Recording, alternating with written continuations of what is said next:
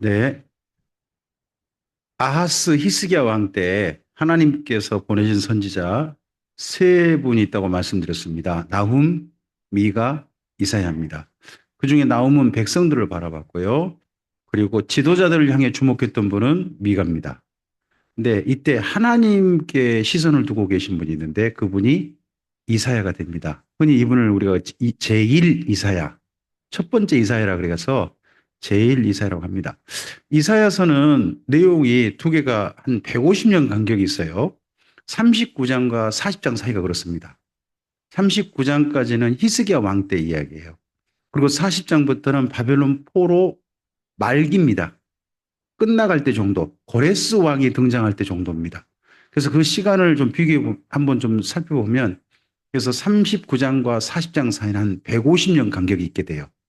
그래서 이분들이 양쪽 다 한 분이 썼다. 그렇게 저는 배웠습니다. 예전에. 근데 그 이후에 지금 우리 교단 신학교에서도 이건 한 분이 쓴 건 아니다 하는 쪽으로 가르치는 걸로 제가 알고 있습니다. 뭐 지금 현재 우리나라 대부분 교단들이 웬만하면 다 이제는 두 분이 좀 썼다 하는 쪽으로 가는 것 같습니다. 아직도 한 분이 썼다고 주장하는 교단이 있긴 있는 것 같아요. 근데 두 분이 썼다고 보는 게 너무 시간감이 크다는 거죠.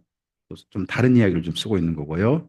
그래서 저도 여기를 두 분이 썼다는 입장에서 예, 말씀을 드릴까 합니다. 한 분은 아하스 히스기야 왕 때 썼다. 한 분은 바벨론 포로 말기 때 썼다 하는 입장으로 말씀을 드리는 겁니다. 자, 밑에 첫 번째 읽어주시겠습니까? 스스로 아수르를 불러들여 침탈당할 때에 망해가도록 내버리도록 하시는 어, 여기 1장부터 39장이 소명장이 묘하게도 이사야서는 1장에 있지 않습니다. 보통 다 선지서는 1장에가 그 소명장이 있거든요. 1장부터 3장 사이에 소명장이 다 있어요. 근데 이분은 묘하게도 앞에 이야기를 1장부터 5장까지 딴 얘기 한참 하시고 난 다음에 6장에 소명장이 있어요. 그래서 이것도 좀 묘한 구성이죠. 묘한 구성인데 독특한 구성입니다. 이분 나름의. 그리고 또 그 6장에 우리가 익숙한 표현이 있어요. 박종호 씨 때문에 아마 이 표현이 굉장히 많이 퍼진 것 같아요. 주님 내가 여기 있사오니 그런 노래 기억나시죠? 예, 거기가 바로 이사야서 6장에 나온 표현이거든요. 그래가지고 많은 분들이 주님 내가 여기 있사오니 나를 보내소서라는 말이 소명인 줄 알아요. 그건 저를 보내달라는 말이지 소명은 뭔가요? 하나님께서 보내실 때 비로소 소명이라 그럽니다. 자기를 보내달라고 한 게 소명이 아닙니다. 하나님께서 보내시면 비로소 소명인 겁니다. 그래서 너는 가서 이런 말이 나오면 그때부터 소명이다 하고 생각하고 글을 읽으셔야 됩니다. 그럴 때 그 소명이 뭐냐 그러면 너는 가서 못 알아듣게 하고 못 보게 하고 못 깨닫게 해서 일찍 망하게 해라 하는 게 소명입니다. 보통 선지자들의 소명은 뭐냐 그러면 하나님께 돌아오라는 소명을 받습니다. 너는 가서 하나님께 돌아오라고 해라 하는데 이사야는 그런 소명을 받은 게 아닙니다. 1장부터 39장은 그냥 가만 내버려 둬라. 그래서 망하게 둬라 하는 겁니다. 어, 제가 이런 부분 볼 때 상당히 조금 이해가 안 되고 어떻게 다른 부분으로 좀 읽어보려고 많이 좀 애를 썼습니다. 근데 여러 번 읽어보고 하고 난 다음에 아, 1장부터 39장은 망하도록 내버려 두라는 이야기다 하는 것으로 저도 정리하게 됐습니다. 그러면서 우리 주변에 있는 어떤 사건하고 이게 연결할 만한 게 있나 하고 고민을 좀 많이 했는데 제가 무안에 있는 우리 송도님 농사일을 이제 도와드리러 좀 많이 가게 되고 그러면서 한 가지 본 게 있습니다. 어쩔 땐요, 농사 열심히 돈 투자해가지고 지어놓고는 갈아엎어요. 거두지 않고. 참, 그때 보면 마음 아프죠. 어, 제가 몇 번 봤어요. 배추 갈아엎는 거 또 보고, 무 갈아엎은 것도 보고, 한 번은 양파를 또 갈아엎었어요. 근데 그 엎을 때 농부의 심정이 장난이 아니죠. 근데 갈아엎어야 하는 게 있어요. 첫째요. 그래야 정부에서 약간의 돈이 나와요. 그걸 거두잖아요. 거둔다고 해가지고 돈을 안 줘요. 그러니까 차라리 그대로 이거 좀 처리해라 한 때까지 기다렸다가 갈아엎는 거예요. 두 번째는 갈아엎으면요. 그게 그나마 거름이 돼요. 그 다음 할 수 있는 거름이 되더라고요. 그래서 조금 그대로 한 6개월 묵혔다가 그러고 난 다음에 농사를 다시 해가는 걸 봤습니다. 농부들이 또 그렇게 보면 어떻게 보면 지혜 비슷한 그 어려운 길을 걸어가는 지혜가 좀 있더라고요. 그래서 저는 한 6개월 동안 잘 그게 걸음이 되게 해서 그다음 농사하게 하는 준비. 대신 빨리 하진 않아요. 그 썩기를 기다려야 되니까 제대로 다 썩기를 기다려야 되니까. 그래서 이사야서라든지 이런 데서 읽어보면서 하나님께서 이렇게 하신 게 보입니다. 망하려면 확실히 망하라는 겁니다. 그래야 다시 시작한다는 겁니다. 우리도요. 이런 내용과 연결해가지고 신약성경 연결해 보면 우리 옛사람은 어떻게 죽어야 됩니까? 확실하게 죽어야 됩니다. 완전히 죽어야 됩니다. 그래야 새 사람도 삶을 시작할 수 있습니다. 옛사람의 흔적이 자꾸 남아있으면 새 사람의 삶에 방해를 받습니다. 그래서 죽어야 할 건 확실히 죽어야 한다 하는 그런 내용이 있는데 여기 이사야서도 전반부가 바로 그런 내용이라는 겁니다. 밑에 또 하나 읽어주시겠습니까? 40장부터 66장입니다. 고레스가 돌아가 하나님의 나라를 다시 시작하자 하시는 자, 전반부 1장부터 39장은 주제가 뭐예요? 노란색. 예, 40장부터 66장은 주제 파란색. 예, 내용이 달라요. 주제가 다릅니다. 전반부는 뭐라고요? 내버려 둬라. 내버려 둬라. 후반부는요? 다시 시작하자. 전혀 다른 메시지입니다. 다른 상황이고. 이사야서 6장에 제가 말씀드렸습니다. 소명은 하나님께서 가라고 할 때부터 소명이다. 저 보내주십시오서 할 때도 소명 아닙니다. 자, 읽어봅시다. 여호와께서 이르시되 가서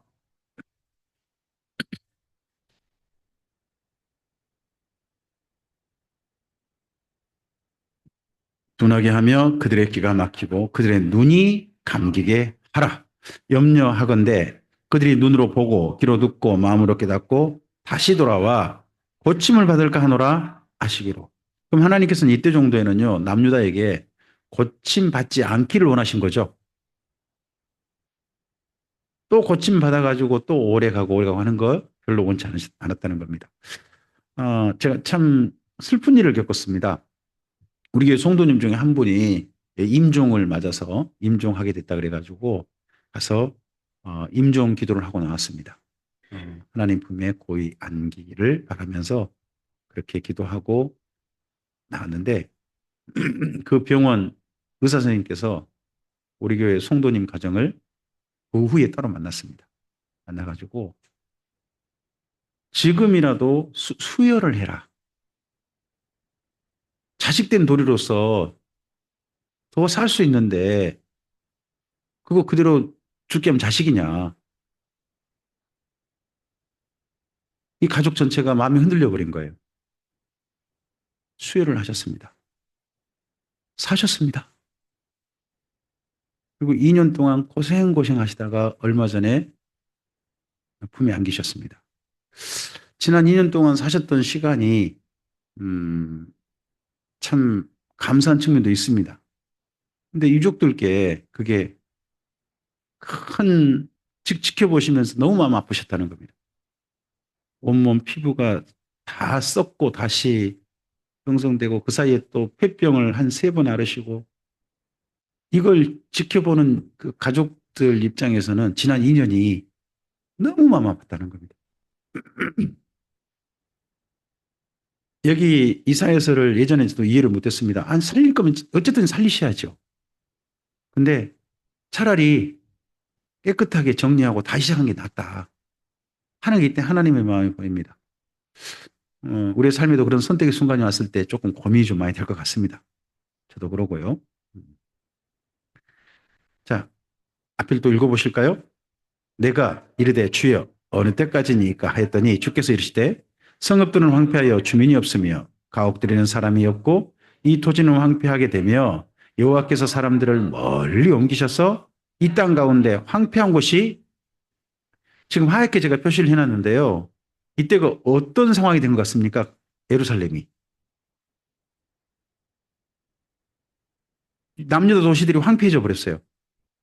마을마다 사람이 없어요. 그죠? 그리고 땅도 누구도 안 갖고요. 그리고 사람들은 그곳에 못 살고 딴 데로 어디로 옮겨져 버렸어요. 그러면 이 남유다가 어떻게 된 상황이에요? 망한 거예요. 이 당시 망하면 이렇게 돼요. 옮겨졌단 말은 뭐냐? 포로로 잡혀간 거예요. 이때는요, 그 땅에 그대로 살게 한 게 아니라 한 나라가 망하잖아요. 그럼 그 나라 사람 딴 데로 아예 옮겨버린대요. 그래가지고 민족의 정체성을 잃어버리고 삶의 토지에 사는 정체성도 잃어버리게 만든대요. 그 러시아에서 해서 러시아의 예전에 소련에서 우리나라의 고려인들이 산을 본래 살았던 장소에서 전혀 딴 장소로 살게 해가지고 그들이 어마어마하게 고생했다는 이야기 얼마 전에 뉴스에 여러 번 좀 나왔던 것 같습니다. 그들의 삶의 형편들. 사람이 본래 삶의 터전이 딴 데 옮겨져 버리면 정말 그 고통스러운 거거든요. 근데 이런 일이 있을 때까지 너는 가르치지 마라. 내버려둬라 하시는 겁니다. 그럼 나라가 망할 때까지 너는 일하지 말라는 겁니다. 선지자 중에 이런 소명을 받은 분이 없습니다. 자, 여쭤보겠습니다. 망하게 하려면 이사야가 어떻게 하면 됩니까? 맞아요. 안 하면 됩니다. 뭘 안 하면 됩니까? 네, 가르치지 않으면 됩니다. 가르치지 않으면 망한다는 겁니다. 그러면 여기 근거에서 여쭤보겠습니다. 우리나라 교회가 망하게 하려면 어떻게 하면 됩니까?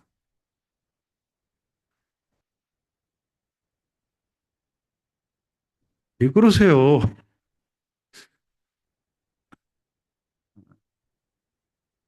어떤 분은 이렇게 말합니다. 기도가 없는 나라는 망한다. 뭐, 별 얘기를 다 합니다. 근데 성경에서 기도 안에서 망했다는 얘기는 없어요. 근데 이사야서는 뭐라고 마시냐 그러면 가르치지 마라. 그럼 망한다. 그럼 하나님 하신 말씀이 이건 분명할 거 아니겠습니까? 바른 하나님을 만나지 못하고 바르게 배우지 못하면, 바르게 알지 못하면 망한다 하는 건 분명한 것 같습니다. 이에 대해서 선지자가 나중에서 공감합니다. 여러분, 이거 이사에서 아까 7장 1절에 아하스 왕 때 북이스라엘과 아람이 쳐들어와 가지고 아하스의 마음이 흔들렸다. 그런 내용을 읽으셨습니다. 그러자 이 아하스하고 이사야가 만나봅니다. 만나서 이사야가 아, 왕이여 너무 무서워하지 마십시오. 하나님께서 당신과 남유다를 보호하실 겁니다. 그러니까 두려워하지 마세요. 했는데 이 아하스가 선지자의 말을 안 듣는 거예요. 뭐 하나님께 표징을 구해보세요. 했더니 아주 믿음 있는 것처럼 말이 들립니다. 저는 하나님께 표징을 구하지 않겠습니다. 하는 겁니다. 근데 그 말은 뭔 말이냐 그러면 하나님께 아무것도 구하지 않겠 하나님이 이런 일에 뭐 도움이 되겠습니까? 그런 식의 이야기했던 겁니다. 그러니까 이사야가 그 말을 듣고 난 다음에 화를 냅니다. 당신이 그동안 하나님을 괴롭히고 난 다음에 또 이 일 때문에 또 괴롭힌단 말이요. 당신이 그렇게 말하면 하나님께서 직접 증거를 주실 것이요. 하면서 하신 이야기가 당신이 왕이 될 때 하나님께서 한 여인에게 아들이 낳게 할 거예요. 그 아들이 이 땅에 태어나가지고 악이 무엇인지 올바른 게 무엇인지 분별하기 전에 당신을 두렵게 한 저 나라, 그 위쪽의 나라 한 나라 망할 거예요. 아랍 나라가 망해버려 진짜. 그러면서 그 아이 이름을 사람들은 임마누엘이라 할 거예요. 이러는 거예요. 임마누엘 언제 태어난다고 돼 있어요? 이사야에서 7장이에요. 아하스 왕 때 태어난다고 돼 있습니다. 아하스 왕 때. 그래서 이 부분 때문에 고민이 많은 거죠. 왜냐 그러면 이걸 마태복음에서 인용을 했잖아요. 그러다 보니까 이건 이중적인 의미다. 뭐 별 이야기를 제가 다 배웠습니다. 아니다. 뭐 노 목사님은 확실하게 이해가시죠. 아니다. 잘못 인용한 거다. 그분 또 다른 분도 그에 대해 반발합니다. 어떻게 성경의 기록을 오용했다가 잘못 인용했다 말을 할 수 있냐. 반발하시기도 하고 그렇습니다. 근데 제가 읽어보면서 느낀 건요. 이사야서 7장부터 여기 사이에 임마누엘이 3번 있다는 걸 발견했습니다. 여러분도 혹시 보셨는지 모르겠습니다. 7장 한번 가보시기 바랍니다. 임마누엘 한번 찾아보세요. 가장 첫 번째 임마누엘 나오죠. 14절에 14절에 임마누엘 나오잖아요. 그죠? 임마누엘. 그리고 8장 8절 가보세요. 또 뭐가 있어요? 임마누엘 있죠. 8장 8절에 임마누엘 있잖아요. 그리고 한 번 더 하나님께서 또 임마누엘 얘기하세요. 10절 있죠. 10절. 너희는 함께 계획하라. 그러나 끝내 이루지 못하리라. 말을 해보아라. 끝내 시행되지 못하리라. 이는 하나님이 우리와 함께 계심이니라. 거기에 일이라고 나눠주가 돼 있죠. 나눠주 돼 있잖아요. 그 밑에 찾아보시면 뭐라고 합니까? 임마누엘. 그래서 임마누엘이 세 번 나옵니다. 이 세 번 중에 전 첫 번째 임마누엘, 그 마태복음에 인용된 임마누엘보다 차라리 여기 10절이나 노 목사님은 10절보다는 거기 8절을 가지고 이야기를 하시더라고요. 근데 8절에 많은 학자들은 도리어 성경을 이쪽을 살펴본 학자들은 이 임마누엘이란 하나님이 데려오시는 아수르다. 그런 쪽 해석이 더 많습니다. 여기 본문 이해에 있어서. 어쨌든 이제 그 부분을 서로 이때 저는 임마누엘이 앞에보다는 8장 10절의 임마누엘이면 차라리 낫겠다 하는 생각은 저는 가지고 있습니다. 똑같은 임마누엘이 세 번이거든요. 그중에 임마누엘이라면 여기 임마누엘 인용이 어떠냐 합니다. 그러면서 이렇게 하나님께서 임마누엘로 장차 지금부터 장차까지 보여주실 건데 이스라엘 민족은 받아들이지 않는 겁니다. 여기 남유다가. 그리고 아하스도 받아들이지 않은 겁니다. 그러니까 아하스가 하는 이야기가 8장 거기 16절 가보시겠습니까? 지금 앞에도 지금 제가 써놨습니다. 16절, 17절 읽겠습니다. 너는 증거의 말씀을 쌓으며 이제 야곱의 집에 대하여 얼굴을 가리시는 여호와를 나는 기다리며 하나님께서 지금 남유다에게 얼굴을 가려버리셨대요. 그 말은 뭔 말이에요? 안 쳐다보시겠다는 거죠. 외면하시겠다는 겁니다. 외면하시겠다. 그런 하나님 바라보겠다. 대신 바라보는 대신에 오늘 나는 무슨 행동을 하겠다. 거기 16절이죠. 뭐 하겠다고 그러는 거예요. 이제서야 그에게 주신 소명이 이해가 된 거예요. 6장에 가르치지 말라고 하셨잖아요. 그래. 그리고 자기 제자에게 이사야가 자기 제자에게 증거의 말씀 싸매버려라. 율법도 봉함해라.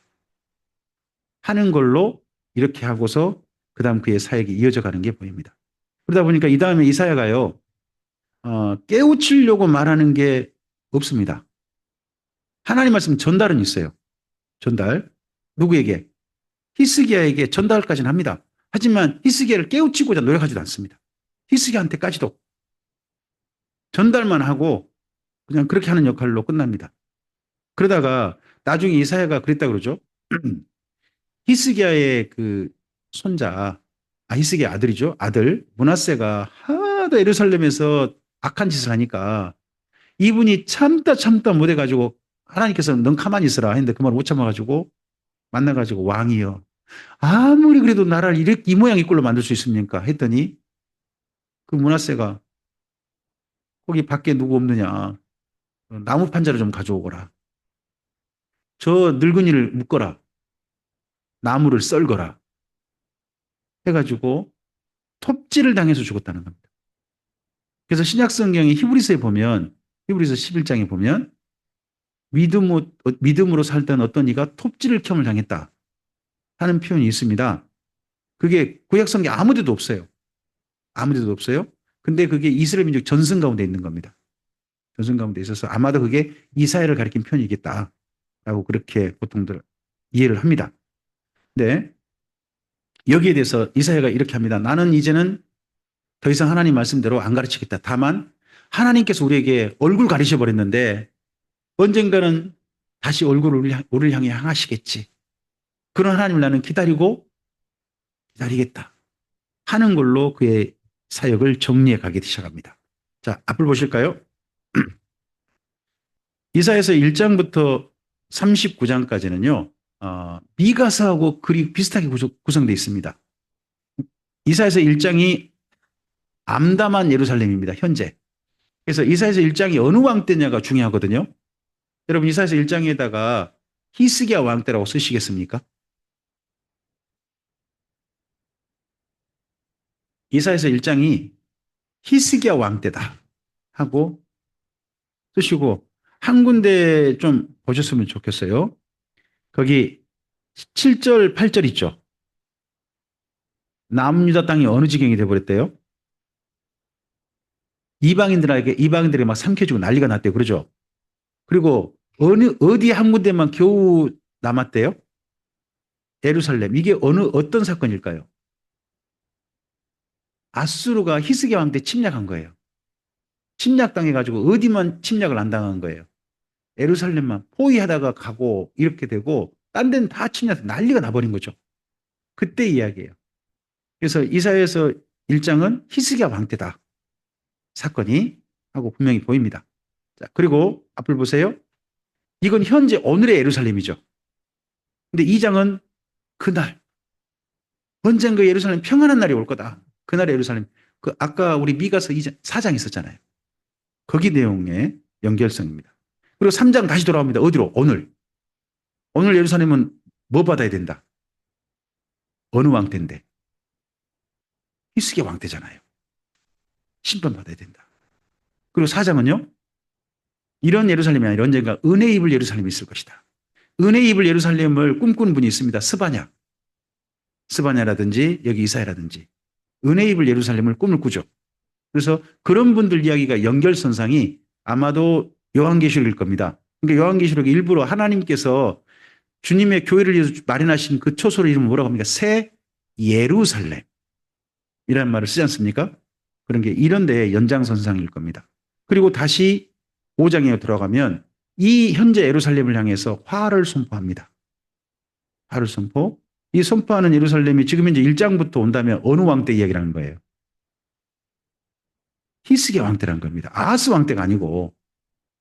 그래서 히스기야 왕에 대한 생각이 세 권이 나오거든요. 세 권이 있습니다. 히스기야 왕에 대한 평가가 세 권이 약간씩 달라요. 색깔이. 히스기야 왕의 공가에 대해서 한 중간적인 입장인 책이 어디냐 그러면 열왕기 하서입니다. 근데 히스기야 왕에 대해 좋게 이야기해 보려는 데 있습니다. 최대한 좋게. 거기가 역대하서입니다. 근데 여기 이사에서는요. 히스기야 왕에 대한 시각이 진짜 안 좋습니다. 심지어 연하서하고 비슷한 구조예요. 여기 39장 한번 가보시겠습니까?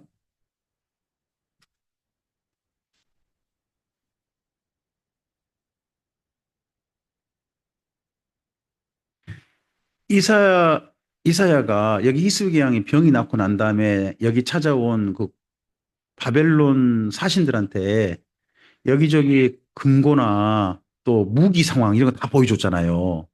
다 보여주고 나니까 히스기야가 한마디 해요. 얼마나 답답했으면 거기 5절 이하 읽어볼까요? 이사야가 히스기야에게 이르되 왕은 만군의 여호와의 말씀을 들으소서 보라 날이 이르리니 내 집에 있는 모든 소유와 내 조상들이 오늘까지 쌓아둔 것이 모두 바벨론으로 옮긴 바 되고 남은 것이 없으리라 여호와의 말이니라. 또 내게서 태어날 자손 중에서 몇이 사로잡혀 바벨론 왕궁에 환관이 되리라 하셨나이다 하니 이 정도 말 들었으면 여기 히스기야가 뭐라고 반응을 해야 돼요? 당신 그 이 행동 때문에 앞으로 이런 큰 비극이 올 거요 했는데 히스기야가 뭐라고 답하느냐? 거기 8절이죠. 읽겠습니다.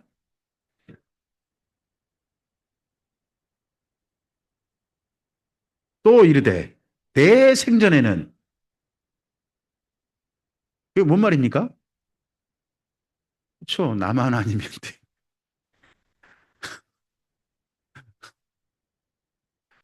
돼. 그러니까 뒤에 원래 여기 이사야가 히스기야가 이런 말을 했으면 이사야가 뭐라고 말을 붙여야 되겠죠. 뒤에다가 그러니까 저는 그렇게 썼어요. 이사야 할 말을 잃어버린.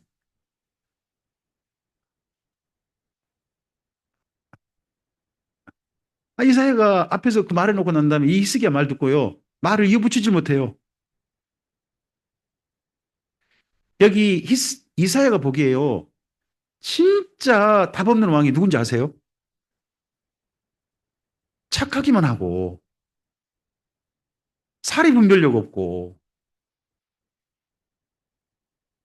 아하스보다요. 도리어 여기 히스기야에 대한 실망이 더 커 보여요. 아무리 봐도 기대가 컸겠죠. 히스기야에 대한 기대가 컸겠죠. 근데 그 기대가 컸던 만큼 실망했던 사람이 아무리 봐도 이사야 같아요. 바로 옆에서 늘 지켜보다 보니까. 그리고 이 다음에 그의 아들 므낫세가 나라를 망가뜨린 꼴을 봤겠죠. 그걸 지켜봤을 선지자인데 이렇게 하고서요. 여기 아니 8절 하고서 끝나버려요. 그 다음 이야기가 없다니까요. 그럼 여기가 잘 생각해 보면요. 이사야가 받은 소명이 뭐예요? 망하도록? 근데 맨 마지막 이야기를 누구 이야기를 쓰면서 내버려 두고 있는 거예요? 저한테 이렇게 읽히니까 제가 히스기야를 굉장히 좋아하는 사람이었거든요. 그 전에. 근데 이렇게 읽혀버리니 갑자기 히스기야에 대한 생각이 갑자기 바뀌어버리는 거예요. 야, 이거 촉기만 볼 게 아닌가 보구나. 제가 이거 보면서 그 다음에 노 목사님이 평소 하시던 이야기가 그냥 좀 흘려들었거든요. 사람이 착하기만 하면 안 됩니다. 착하기만 하면 안 됩니다. 이런 말을 자꾸 하시는 거예요. 근데 잘 안 들어왔어요. 근데 제가 여기 읽다가 사람이 순하고 순딩만 해서는 안 되는 거구나 하는 걸 정말 제가 좀 이해하게 됐어요. 자, 이다음 봅시다. 6장부터 39장도요. 앞에 1장부터 5장 비슷하게 구성이 되어 있습니다. 소명이 뭐하라는 소명입니까? 침묵하라는 침묵입니다. 근데 6장에 똑같이 마지막에 거룩한 씨가 등장합니다. 거룩한 씨가 있을 것이다. 거룩한 씨가 누굽니까? 나중에 예수님입니다. 하늘의 미랄로 오셔서 예수님 뭐 하셨습니까? 가르치셨습니다. 또 이게 이름이 재밌습니다. 이사야를 예수님 당시의 이름으로 바꾸면 뭐가 됩니까? 예수님이 됩니다. 예수가 됩니다. 같은 단어예요. 같은 단어인데 발음이 달라지는 거죠. 전혀 달라져서 이사야, 이전에는 여호수아, 또 호세야, 그러니까 전부 다 같은 단어를 발음하는 게 똑같다고 합니다. 근데 그게 예수님 때문에 예수스, 똑같은 단어를 헬라어식으로 표현한 거라고 합니다. 같은 단어인 거죠. 똑같은 이사야인 거죠. 근데 한 이사야는 무슨 이사예요? 침묵하는 이사야. 근데 하나님께서 보내실 바로 그 이사야는 어떤 이사야? 가르치실 이사야. 예수님께서는. 그런 소명의 비유가 있습니다. 그리고 현재 답 없는 왕이 누굽니까? 7장, 8장 아하스왕. 근데 9장에서 어떤 왕을 말합니까? 평강의 왕이신 장차 오실 분을 얘기합니다. 그리고 현재 이 두 나라 반드시 망한다. 남유다보다 먼저 반드시 망할 나라 어느 나라다? 북이스라엘과 아수르가 먼저 망한다. 강대국이라고 해서 나중에 망하는 거 아니다. 아수르가 먼저 망한다. 하지만 하나님께서는 어떤 나라를 허락하실 것이다. 영원한 나라. 비교되는 나라 이렇게. 또 얘뿐만 아니라 북이스라엘 아수르만 아니라 열방이 심판을 받을 것이다. 전부 다 멸망입니다. 그게 13장부터 23장입니다. 당시 세상의 멸망 이런 걸 선포하는 선지자가요. 가장 첫 번째가 아모스가 있습니다. 아모스가 가나안 땅 주변 세계의 멸망을 선포했죠. 근데 이사야의 멸망 선포는요. 가나안 땅을 넘어섭니다. 그 당시에 이집트부터 메소포타미아까지 이 넓은 큰 세계가 멸망할 것이다 하는 걸 이야기합니다. 이 멸망을 이 이후에 여러분이 이야기합니다. 그리고 이 멸망 후에는 그러면 끝나느냐? 아니다. 새 역사의 판도가 바뀐다 하는 이야기하는 분이 있습니다. 멸망하고서 역사의 판도가 바뀐다. 그분이 예레미야입니다. 근데 똑같이 주장하는 게 있습니다. 이사야부터 이 현재 세상은 뭐한다? 망한다. 근데 어디가 망하니까 망하는 겁니까? 선지자의 시각은 다 공통입니다. 하나님이 택하신 백성이 망하니까 주변 나라가 망한다는 겁니다. 이것이 공통 시각입니다. 그럼 이걸 신약으로 와봅시다. 신약으로 와봅시다. 이 세상에 존재하도록 하나님께서 하나님의 끝까지 존재하도록 멸망이 늦어지도록 이 땅에 하나님의 나라를 두셨습니다. 그 나라가 뭡니까? 교회입니다. 그럼 교회가 망하면 어떻게 되겠습니까? 맞습니다. 교회가 살아있으면 세상은 망하지 않을 겁니다. 근데 교회가 망하면 세상도 그때는 진짜 세상이, 온 세상이 망할 겁니다. 저는 그래서 교회를 살리는 일을 계속해야 한다고 생각합니다. 그래서 우리는 두 가지 긴장 속에 있습니다. 주님 어서 오시옵소서라는 기도하죠. 기다리는 사람들 아닙니까? 그와 함께요. 멸망을 늦추는 사람들이 우리입니다. 멸망을 늦춘다는 건 주님의 오심을요. 늦추는 겁니다. 우린 이중적인 자리에 있습니다. 주님 어서 오시옵소서 하는 사람도 우리여야 되지만 멸망을 늦추는 사람도 우리여야 됩니다. 주님 빨리 오시옵소서 하는 제일 좋은 방법이 뭐라고요? 교회를 망하게 하시기 바랍니다. 그러면 주님 속히 오십니다. 세상이 더 이상 존재할 이유가 없으니까, 가치가 없으니까. 그 부분이 보입니다. 그래서 여기 열방의 멸망, 당시 멸망이 보이고요. 그리고 말세의 심판이 있습니다. 여기 24장부터 20장 꼭 읽어보시기 바랍니다. 꼭 읽어보세요. 이게 예수님 때 재림 사건하고 아주 연결성이 높습니다. 꼭 읽어보시길 바래요. 그리고 현재 다시 돌아옵니다. 남유다의 폐역, 그리고 친애굽 정책을 말합니다. 친애굽 정책으로 나라를 어렵게 만든 사람이 누구였을까요? 왕이 두 명밖에 없잖아요. 누구예요? 히스기야죠. 끝까지 친아수르 정책했던 사람은 누구겠어요? 아하스죠.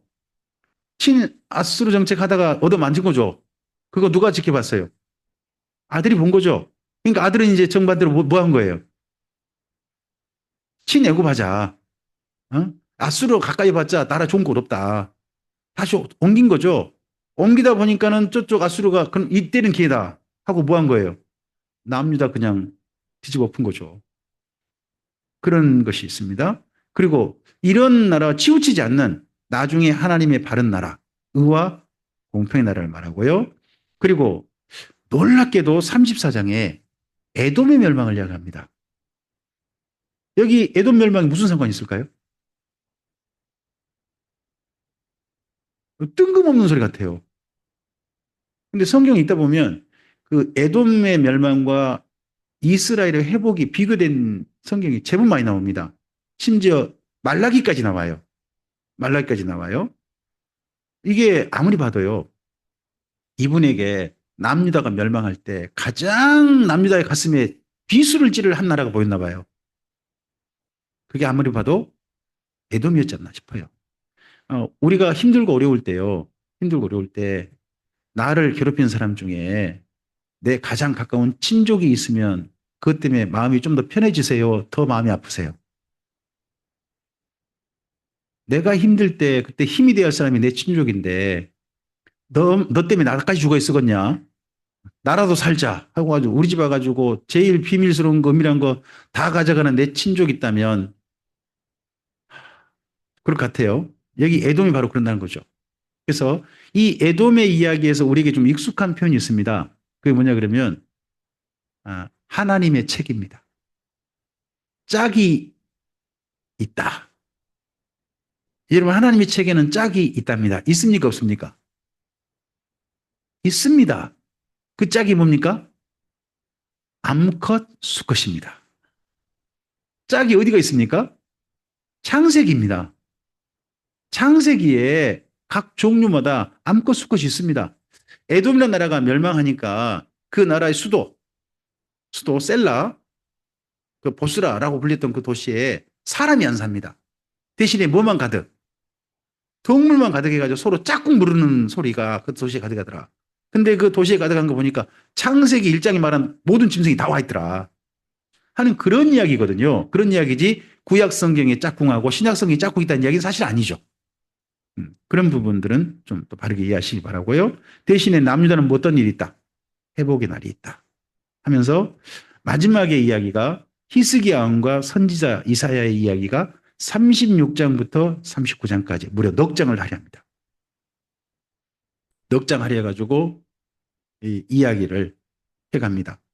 어디와 연결해서 읽으셔야 되느냐? 6장과 연결해서 읽으시기 바랍니다. 6장 이사야의 소명 거기하고 연결해 보시면 의미심장하게 읽혀집니다.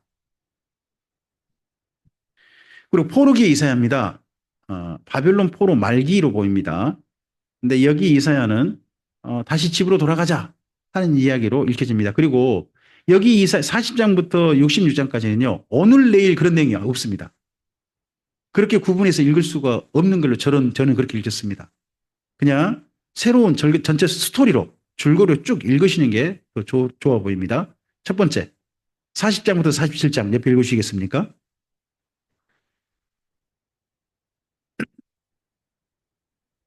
그러니까 세일이 두 가지인 거죠. 하나는 뭐예요? 사람의 등장, 누구? 고레스 등장. 또 세일이 뭐예요? 바벨론 멸망이에요. 이게 하나님의 세일인 거예요. 이것 때문에 이스라엘 민족이 새로운 역사 자리로 나가게 될 것이다 하는 거죠. 두 번째 48장에서 57장입니다. 중건될 예루살렘에 이스라엘을 깨우셔서 평강을 누릴 의인들을 초대하십니다. 그래서 여기 말씀이 우리들의 익숙한 말씀이시죠. 너희 목마른 자들아 물로 나오라. 돈 없이 값 없이 와서 포도주와 젖을 사라. 이런 말씀이 있는 55장 말씀이 이 사이에 있습니다. 그 다음에 58장에서 60장입니다. 그곳에서 우상 숭배 말고 이제는 이웃 사랑하며 세상의 빛이 되라 하신다. 자, 여기 58장에서 60장을 출애굽기 19장 5절 6절과 연계해 보시는 걸 저는 추천합니다. 이스라엘 민족을 가나안 땅에 살게 하신 이유가 뭡니까? 하나님의 소유가 되어주고 제사장 나라가 되어주고 거룩한 백성이 되는 거죠. 어떻게 하면 그렇게 돼요? 어떻게 하면? 계명을 지키면이라고 되어 있습니다. 말씀을 드리면. 근데 하나님의 계명이라는 게 다른 게 아니에요. 하나님 사랑, 이웃 사랑이잖아요.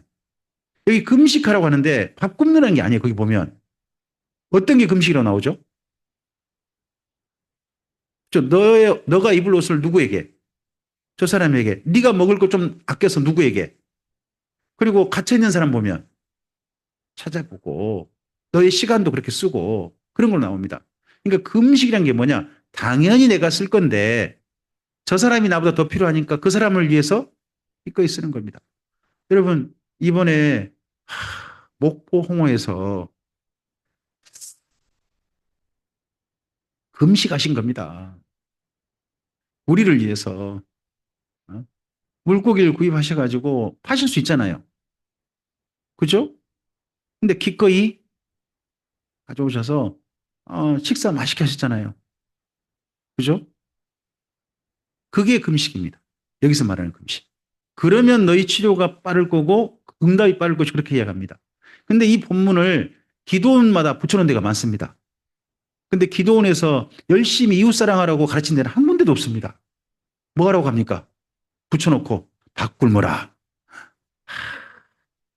거기 내용 아무리 읽어봐도 밥 굶어라는 내용이 아닌데 기어이 밥 굶어라 라고 한다는 것도 참 안타깝죠. 그 다음 또 봅시다. 그렇게 해서 하나님이 원하신 세상이 이겁니다. 61장에서 66장 읽겠습니다.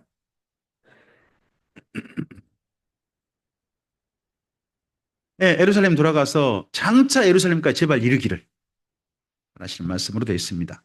그리고 앞서서 40장부터 60장까지는 종과 종들로 구분됩니다. 함께 있어요. 근데 뒤에 61장에서 66장은 종은 빠집니다. 한 사람 종은 종들만 있습니다. 본문도 함께 살펴보시면 조금씩 보이는 게 있습니다. 이렇게 쓰는 또 이유가 있겠죠? 그런 이유도 찾아가면서 읽어보시면 좋을 것 같습니다. 자, 이렇게 하고서 아하스 히스기야 왕 때입니다. 지금 11기야 몇 장까지 온 겁니까? 20장. 20장까지 온 겁니다. 21장이 히스기야의 아들입니다. 히스기야 아들은요, 안 태어날 뻔도 했어요. 히스기야가 15년 생명 연장 받아서 태어나는 아들이 누굽니까? 그가 므낫세입니다. 그래서 므낫세가 왕이 될 때 나이가 몇 살이에요? 예? 15살이에요? 12살 아닌가요? 다시 한번 저도 좀 볼게요. 제가 헷갈리네, 저도. 갑자기 그렇게 하시니까. 네, 거기 21장 1절요. 므낫세가 왕이 될 때 나이가 12살이라고 돼 있죠? 예, 12살. 15살은 아닌 걸로 다시 한번 확인했습니다. 네. 여기 12살이면 15년 생명 연장 받았잖아요. 그럼 15년 생명 연장 안 받았으면 안 태어났을 예죠. 연장 받은 바람에 태어난 거예요. 히스기야는 그 이스라엘 민족의 굉장한 로맨스의 주인공이라고 그럽니다. 상당히 멋진 남자래요. 아내를 몇 명 뒀을까요? 네.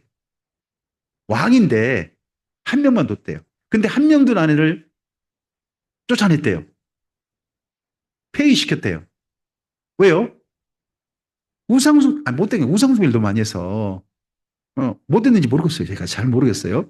근데 이제 그 우상숭배를 너무 많이 했다는 거예요. 그래서 폐위시켰다는 거예요. 근데 15년 생명 연장받았어요. 그때까지 재혼을 안 했어요. 순정남이에요. 그러다가 15년 생명 연장받으니까 그 아내를 다시 맞았대. 그래서 이것 때문에요. 이사야서에 하는 말이 있어요. 예루살렘을 뭐라고 한대요? 뷰라라 하고 또 뭐라고 한대요? 헵시바라고 한대요. 헵시바. 기쁨이다. 그런 말도 있어요.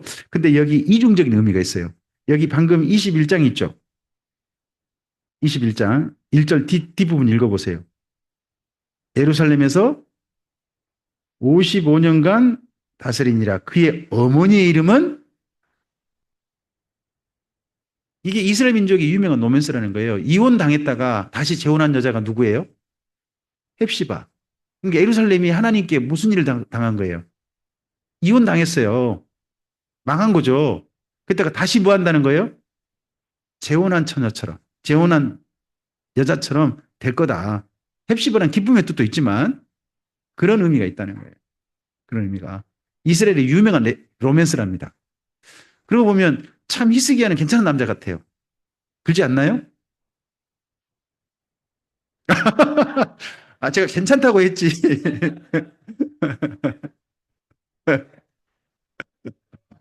네, 얘는 착해요. 하여튼 괜찮았는데 그 괜찮은 남자에게 참 여인이 이 괜찮은 남자 덕분에 좀 달라졌으면 좋을 뻔했을 텐데 안 달라진 것 같아요. 어, 므낫세가 12살 때 왕이 되잖아요. 그러면 그때부터 나라를 다스린 사람은 누굴까요? 그래서 므낫세가 왕이 되자마자 어떤 나라로 바뀝니까? 우상 숭배한 나라로 바뀝니다. 그러면 우상 숭배한 나라로 바꾸는데 최선을 다했을 사람이 누구란 이야기입니까?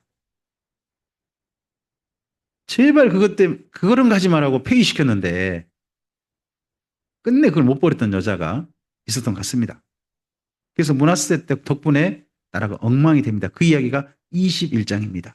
21장인데 심지어 므낫세는 성전에다가 이전에 아하스는요 제단만 쌓았어요. 제단만 쌓았단 말입니다. 근데 제단 들을 쌓았다고 돼 있어요. 근데 여기 므낫세는 제단 들을 쌓고요. 거기다가 또 뭐도 했어요? 거기 7절 첫머리 부분에 밑줄을 좀 그으셨으면 좋겠는데 또 자기가 만든 아로색인 아세라 목상을 성전에 세웠더라. 그리고 밑줄 긋고 쓰시겠습니까? 멸망에 가증한 것. 이걸 이 이후에 멸망에 가증한 것이라 표현합니다. 누가? 다니엘이. 다니엘이 그렇게 표현하고 그걸 누가 그대로 인용하십니까? 예수님께서. 그 시작이 누구예요? 므낫세. 결국 이렇게 해서 나라를 엉망으로 만듭니다. 55년간 이렇게 놓으니까 이제 그 다음에 요시야가 좀 자랐는데요. 돌아오질 않아요. 돌아오질 않아요. 이게 참 결국 고통입니다. 그래서 앞을 보시면요. 므낫세 이후에 요시야가 있고요. 아몬 있죠. 물론 아몬 2년간 그리고 요시야 있고 요시야 다음에 요야김 앞에 한 사람 더 있는 거 알죠? 살룸이라고. 살룸 있고 요야김 있고 요야긴도 있죠. 아들 그리고 시드기야 있는데 요시야 다음에 요시야의 아들들이 나라 망쳐먹습니다. 그리고 망합니다. 근데 망쳐먹는단 말은 뭐 말이냐? 므낫세로 돌아가자입니다. 거기가 안 좋은데 거기로 돌아가는 게 뭐한 거다. 나라를 살리는 길이다. 하고 생각한 사람들이 누구란 겁니까? 예, 요시아의 아들들이었다는 겁니다. 아버지가 한 일은 옳은 일이 아니었다. 누가 하신 일이 옳은 일이었다. 예, 중조 할아버지가 하신 일이야말로 참으로 우리 나라를 살리는 일이었다. 글로 돌아가려다가 망한 나라가 남유다가 되고 맙니다. 이게 안 고쳐진 거죠. 그때 등장한 선지자 혹시 이름 밑에 보이신가요? 요시야 왕 때 첫째 누구? 스바냐. 그리고 요시야 왕 때 에레미야 선지자가 벌써 사역합니다. 그리고 여호야김 때 여호야김 왕 3년에 1차 침략 받습니다. 다니엘서 1장을 좀 볼까요?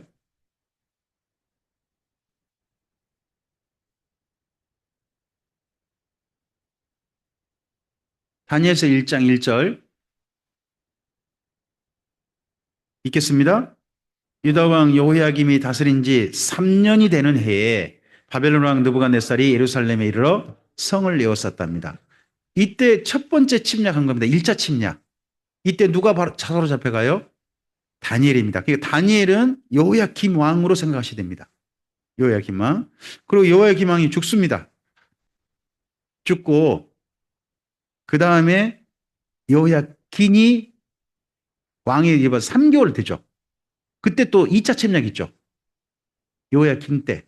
2차 침략 때 등장, 그때 하나님께 부름받은 선지자가 두 분 있다고 봅니다. 한 분은 하박국, 한 분은 에스겔. 에스겔. 그리고 나라가 망하죠. 시드기야 왕 때 11년에 망하잖아요. 망할 때 이때 정도의 끝에 나라 망하는 거 예루살렘을 보는 두 증인이 있습니다. 하나는 예레미야 예가고 예레미야서 예레미야 예가 그리고 또 하나가 오바댜입니다. 오바댜. 그래서 이때 선지자가 이렇게 등장합니다. 스바냐, 예레미야, 다니엘, 하박국, 에스겔, 오바댜. 이런 선지자가 뒤에 대거 등장합니다. 대거.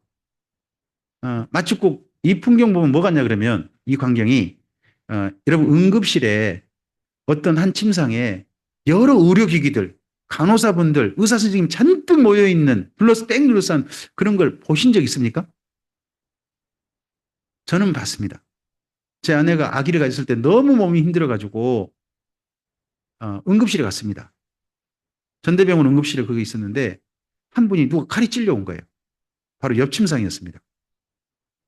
이분이 그대로 있다가 갑자기 한참 있다가 토하는데 피를 아닌 게 아니라 거의 한 그릇을 계속 토하는 거예요. 그럼 갑자기 그 침상 주변으로 의료기기, 간호사분들, 의사분들이 다 뺑 둘러싸더만요. 한참 지켜봤습니다. 어떻게 됐을까요? 다행히 살았어요, 그분. 그분 살아서 살리려고 하신 거죠. 살리려고 그렇게 하신 거죠. 여기가 하나님께서 그럼 이런 선지자들을 남유다 멸망 시기에 이렇게 대거 보내신 이유가 뭐겠습니까? 마치 그 응급실, 응급진상 같아 보였습니다. 제게는 이 광경이. 살리고 싶으셨던 거죠. 죽음의 순간까지도 계속 살리고 싶어 하신 하나님. 그런 이야기가 이 속에 이분들 보낸 이야기에 들어있습니다. 마지막에. 그럼에도 불구하고 끝까지 죽어가는 나라가 어느 나라? 남유다였다는 겁니다. 하나님은 이러셨는데. 자, 므낫세 왕의 이야기를 조금 좀 읽어봅시다. 앞을 보시고 읽죠? 므낫세가 나이가 12세라 예루살렘에서 55년간 다스리니라. 그의 어머니 이름은 헵시바더라. 므낫세가 여호와 보시기에 악을 행하여 여호와께서 이스라엘 자손 앞에서 쫓아내신 이방 사람의 가증한 일을 따라서 그의 아버지 히스기야가 헐어버린 산당들을 이거 누가 먼저 했겠어요? 예, 헵시바가 했겠죠. 그 다음요. 이스라엘 왕 아합의 행위를 따라 바알을 위하여 제단을 쌓고 그러면 나라를 다스릴 진짜 신은 누구여야 된다? 여호와 하나님이 팽당했어요. 그 다음요. 아세라 목상을 만들며 하늘의 일월 성신을 경배하여 섬기며 여호와께서 전에 이르시기를 내가 내 이름을 예루살렘에 두리라 하신 여호와의 성전에다가 뭐를? 이 사람은 여러 신들을 다 성전 안에 모은 거예요. 그럼 여호와의 성전이 뭐가 된 거죠? 이걸 보고 만신전이라고 해요. 펜타곤이라 그럽니까? 판테온. 저기 이제 로마에 한 건물 한 신 여러 두잖아요. 그런 걸 꿈꾼 것 같아, 이 사람이. 그러니까 온 신들을 다 어디로 모아가지고 예루살렘에 모아가지고 우리나라를 온 모든 신들이 다 도와주는 그런 나라가 되게 만들어야 되겠다 하는 그런 생각을 아마도 백성들한테 이야기했을 사람이 누구? 므낫세지 않을까 싶습니다. 계속요. 또 여호와의 성전 두마당에 하늘의 일월 성신을 위하여 또 거기도 제단들을 쌓아놓고요. 그리고요. 또 자기 아들들을, 여기는 아들이라고 했는데 역대하서에서는 아들들이라고 되어 있습니다. 아들들을 불 가운데로 지나가게 하며 점치며 사수를 행하며 신접한 자와 박수를 신임하여 여호와께서 보시기에 악을 많이 행하여 그 진노를 일으켰으며 또 자기가 만든 아로새긴 아세라 목상을, 이건 도저히 답이 없는 징계가 간 겁니다. 이제 이게 아세라입니다. 아세라는 그 바알의 아내로도 불리고요. 그렇습니다. 바알과 아세라도 묘한 관계입니다. 아세라가 엄마이기도 하답니다.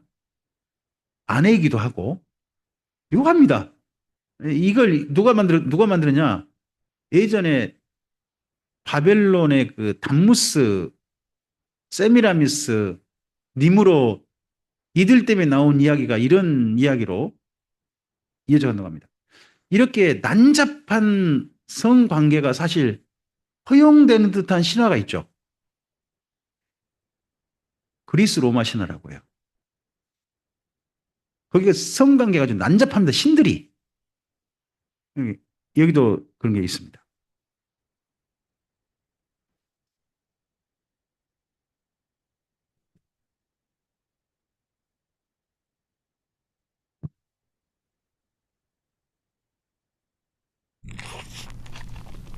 어이구야.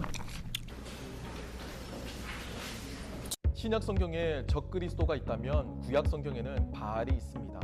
우상 숭배의 대명사이자 이스라엘을 종교적 타락으로 이끈 가나안 토착 종교에는 바알이라고 불리는 신이 존재하고 있죠.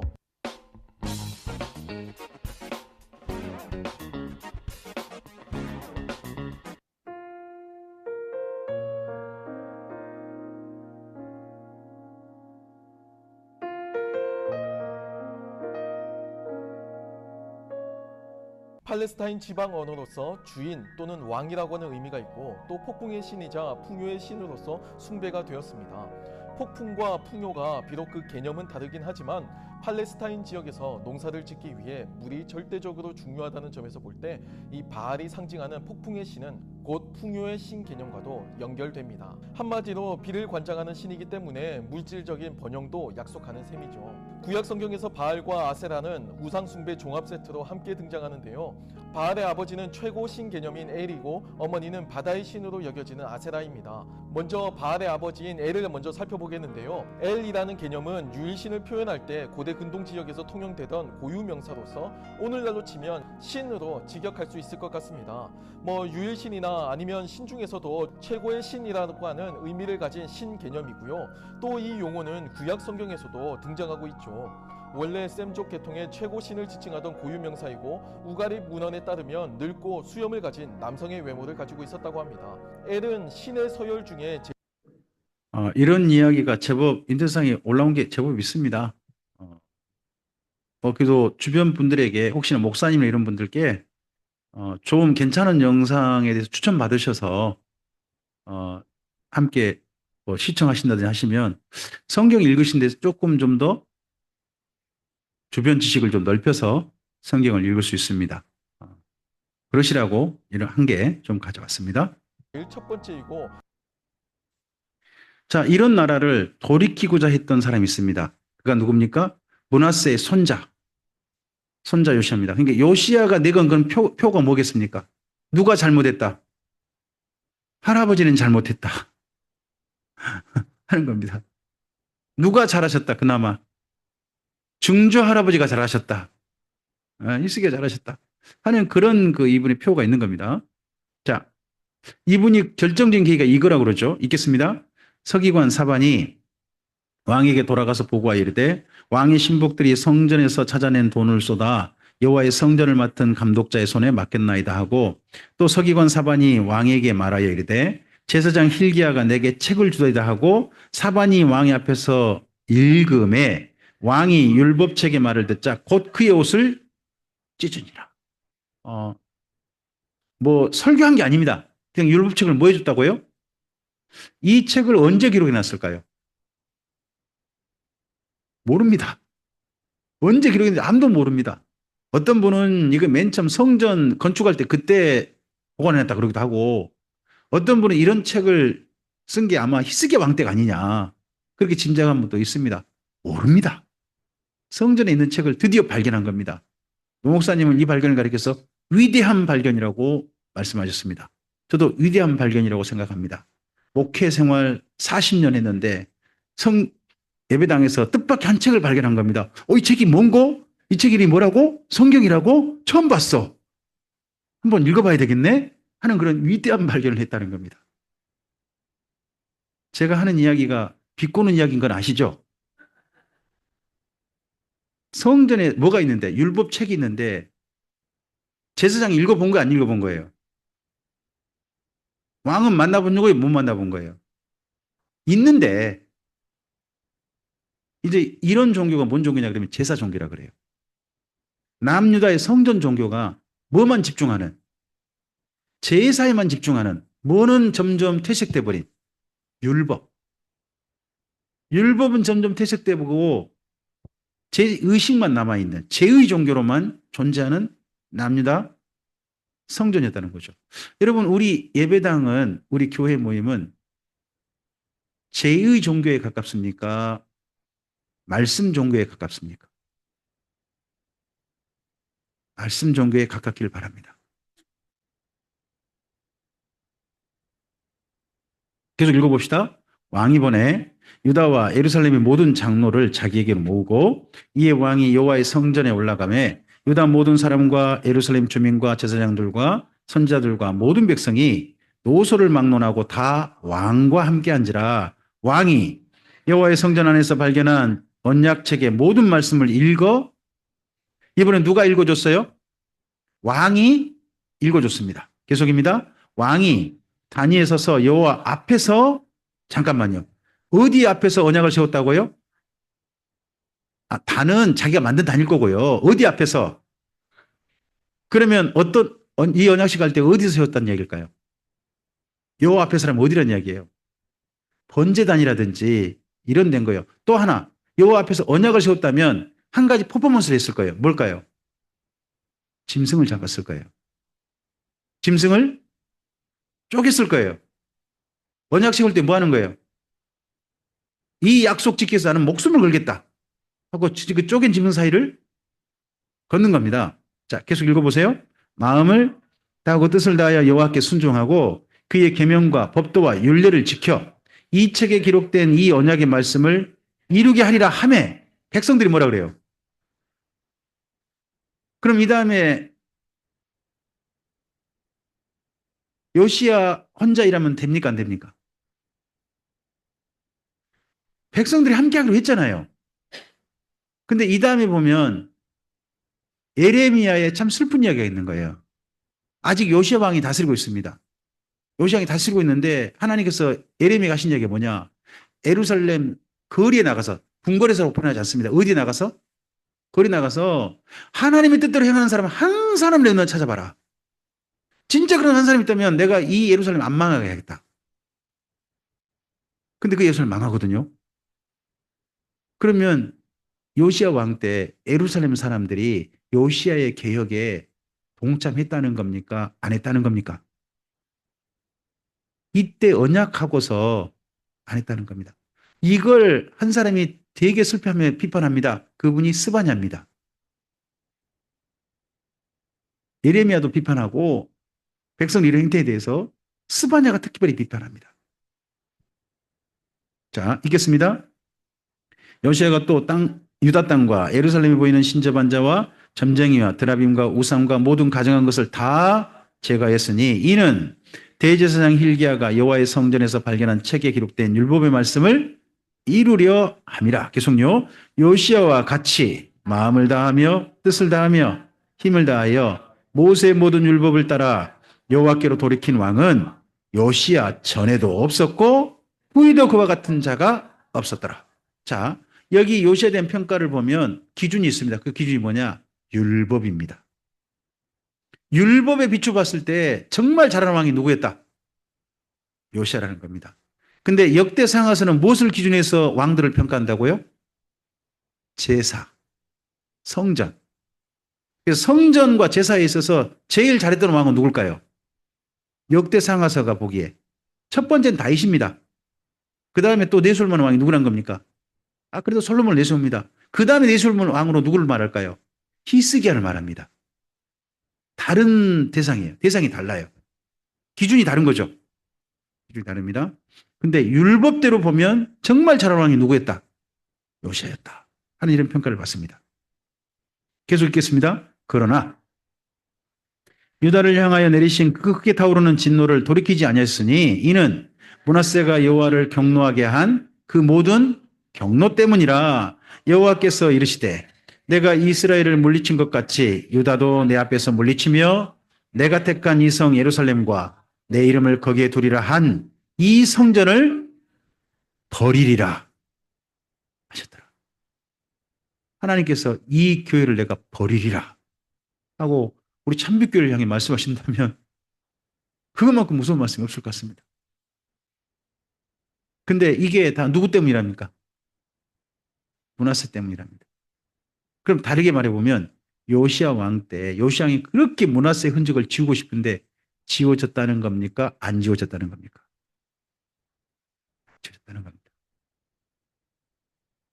그럼 답이 없다는 거죠. 요시야 같은 또 나 똑같을 거니까. 여기가 요시야 왕이 죽은 무깃도입니다. 여기서 전쟁이 참 많이 일어났죠. 뭐 가보면 제일 비옥합니다. 뭐 실제 그럴지 모르겠습니다만 노 목사님 말씀에 의하면 이 땅이 비옥한 이유는 전쟁이 많아서 거름을 많이 뿌렸기 때문에 이 땅이 비옥하다라고 이야기를 하시더라고요. 일부 신빙성이 있다고 생각합니다. 그렇게 많은 전쟁이 일어났어요. 이곳에서 수많은 사람의 피가 뿌려진 겁니다. 땅을 기름지게 한 거죠.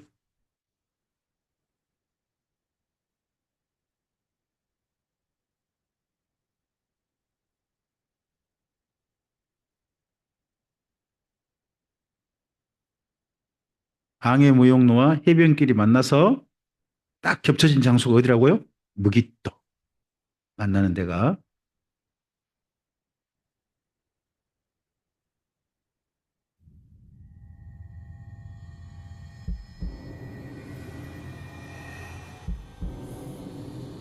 무깃도는 이스라엘 평원 가보면 거기만 살짝 올라와 있는 언덕입니다. 이렇게 보면 이번 평원이 다 보이는 거예요. 아주 곳에서 항비 기지로 아주 좋은 장소인 거죠.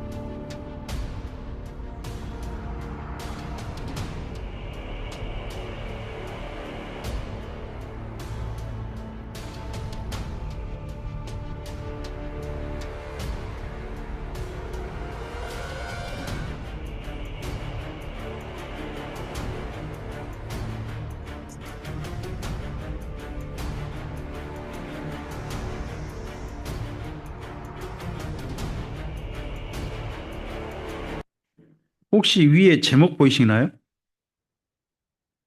1000개 도시보다 더 중요한 도시 무깃도. 그리고 뭐라고 되어 있습니까? 드론으로 촬영한 바이블랜드라고 되어 있습니다. 제가 추천하는 유튜브 사이트입니다. 그 혹시 감자탕 교회라고 아십니까? 감자탕 교회. 교회 성도들 헌금을 거의 70% 가까이 이웃 구제를 쓰는 그런 교회. 그 감자탕 교회가 원래 이름이 염광교회입니다. 염광교회 사이트에 가보시면 거기 안에 여러 사이트가 몇 개가 있는데 그중에 하나가 바이블랜드가 있습니다. 이 바이블랜드가 염광교회에서요, 교회 재정을 그리고 중요 사람들을 그쪽에 보내가지고 이쪽에서 드론을 띄운다는 게 정말 힘든 겁니다. 허락받고 막 띄우고 하는 게 진짜 힘드는 곳이에요. 근데 이걸 다 해내가지고 드론으로 촬영해서 거기에 우리나라 분들이 설명을 잘 붙여가지고 영상을 만들었어요. 그래서 한꺼번에 모아놨어요. 이름이 바이블랜드예요. 여기 추천합니다. 성경 읽을 때 큰 도움 됩니다. 큰 도움 되니까 여기 찾으셔서 한번 쭉 영상들 할 수만 있으면 읽으실 때, 성경 읽으실 때 특별히 어떤 지역 나오잖아요. 그러면 그 도시 같은 거 나오면 꼭 한번 찾아서 영상을 한번 봐보세요. 굉장히 성경을 읽을 때 많은 도움 받을 수 있는 부분들이 있습니다. 네. 이때 남유다가 멸망시기 왔습니다. 이때 정도의 선지자가 대거 이런 분들이 파견됐습니다. 하나님께 보냄받았습니다. 첫째, 스바냐 뒤에 읽으시겠습니까? 어느 왕 때 진노하고 계신다고요? 요시왕이 이렇게 열심히 사역하면 하나님이 진노하셔야 됩니까? 기대하셔야 됩니까? 근데 어느 왕 때 진노하고 계신다고요? 왜요? 야, 요시야 혼자 하고 있어요. 자, 그 다음에 에레미야입니다. 예, 살 길과 멸망을 다 말하는데 이걸 안 믿어요. 남유다가 안 믿습니다. 하박국입니다. 원래 하박국도 하나님께서 자기 나라를 멸망시키고 생각도 안 했습니다. 근데 자기 나라를 멸망시키려고 바벨론 들었다는 걸 확인돼 버렸어요. 그때서 그러니까 정말 우리가 멸망받을 거라면 긍휼을 베풀어 달라고 하는 기도가 하박국서에 있습니다. 에스겔입니다. 네, 완전히 멸망해야 그때 다시 시작할 수 있다 하는 이야기인 겁니다. 오바댜서입니다. 예, 에돔이라는 이 나라가 이 자기 나라 친족 나라죠. 나라가 멸망할 때 와가지고 더 염장질렀다는 거죠. 제일. 그 다음 다니엘입니다. 바벨론에서의 양육과 훈련 일제입니다. 이 가운데 다니엘서는 우리 목사님께서 하실 거죠? 네. 제가 그래서 이 앞에 스바냐부터 오바댜까지 여기 부분 저하고 함께 살펴가도록 하겠습니다. 잠자는 분 있나 봤더니 한 분도 안 주무시네요. 에이, 네. 스바냐 옆에 읽어주실까요? 네, 밑에 또 읽으십시다. 잘하는 요시아도 개혁 못한. 그러니까 요시아가 곳곳에 종교시설은 개혁했어요. 없앴어요. 근데 남유다 사람들 마음속에 있는 그 종교는 개혁이 안 돼요. 참 슬프게도. 그게 여기 요시아 왕 때 일이죠. 밑에 또 읽어볼까요? 진멸을 부르는 부패 속에서 숨겨줄 만한 사람을 찾으셔서 다음을 준비하시는 하나님이십니다. 우리 스바냐서를 좀 가볼까요? 일단 구약성경 1306페이지 정도 같습니다. 거기 1절을 보시죠. 1절 읽겠습니다. 아몬의 아들 유다왕 요시아의 시대에 스바냐에게 임한 여호와의 말씀이라. 스바냐는 히스기야의 현손이요 아말의 증손이요 그다라의 손자요 구시의 아들이었답니다. 여기 이 스바냐라는 분이 어느 왕 때 등장했는지가 보이죠? 요시아 때입니다. 요시아 때고 또 자기는 어떤 사람인지 밝히고 있죠. 왕족이랍니다. 왕족. 히스기야의 후손이라고 되어 있지 않습니까? 그러니까 이분은 자기는 누구다? 왕족이다. 유다 왕족이다라고 밝히고 있습니다. 그런데 2절부터 보시면 여호와께서 이르시되 내가 이 땅의 모든 것들을 뭐 하리라? 진멸하시리라.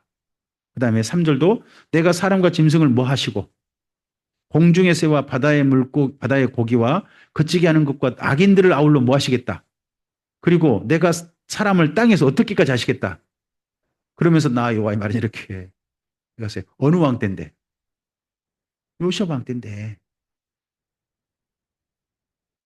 이 진노하겠다, 멸망시키던 날이 말씀이 1장에서 계속 반복됩니다. 끝까지 반복되어집니다. 18절 맨 끝을 한번 가보시겠습니까? 그들의 은과 금이 여호와의 분노의 날에 능히 그들을 건지지 못할 것이며 온 땅이 여호와의 질투의 불에 삼켜지리니 이는 여호와가 이 땅 모든 주민을 어떻게 하신다고요? 멸절하되 어떻게? 놀랍게 멸절하실 거란 겁니다. 아니 남유다가 무슨 잘못을 했까 이런다는 거죠? 하는 내용을 읽으려면 4절부터 읽어보셔야 됩니다. 4절 봐보세요. 내가 유다와 예루살렘의 모든 주민들 위에 손을 펴서 첫째 뭐가 남아있대요? 자, 바알을 없애려고 열심히 노력하고 있는 사람이 누구예요?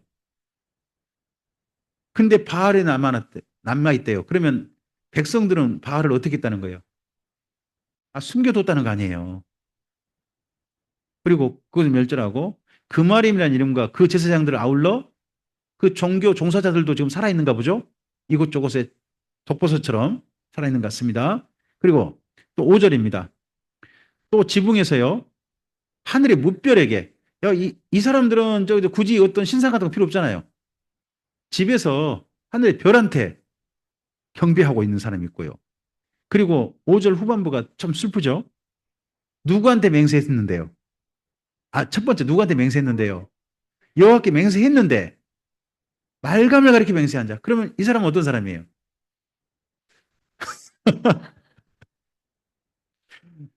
아니, 요시랑 똑같이 성전에서 그 언약했던 사람인 거죠.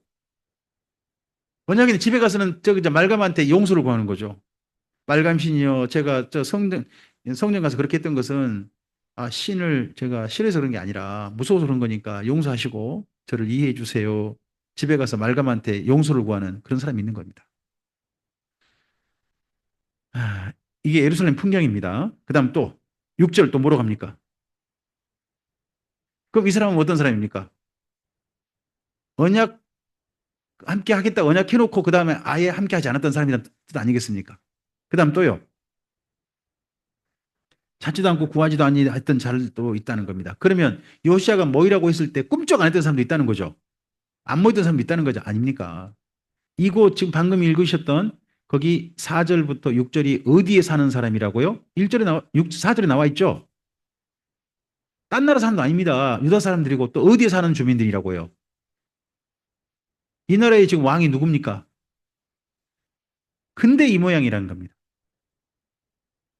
그럼 요시아 왕이 종교개혁 할 때 종교개혁 몇 사람이 있느냐? 아무리 봐도 요시아 혼자 한 겁니다. 저는 그래서 이렇게 표현합니다.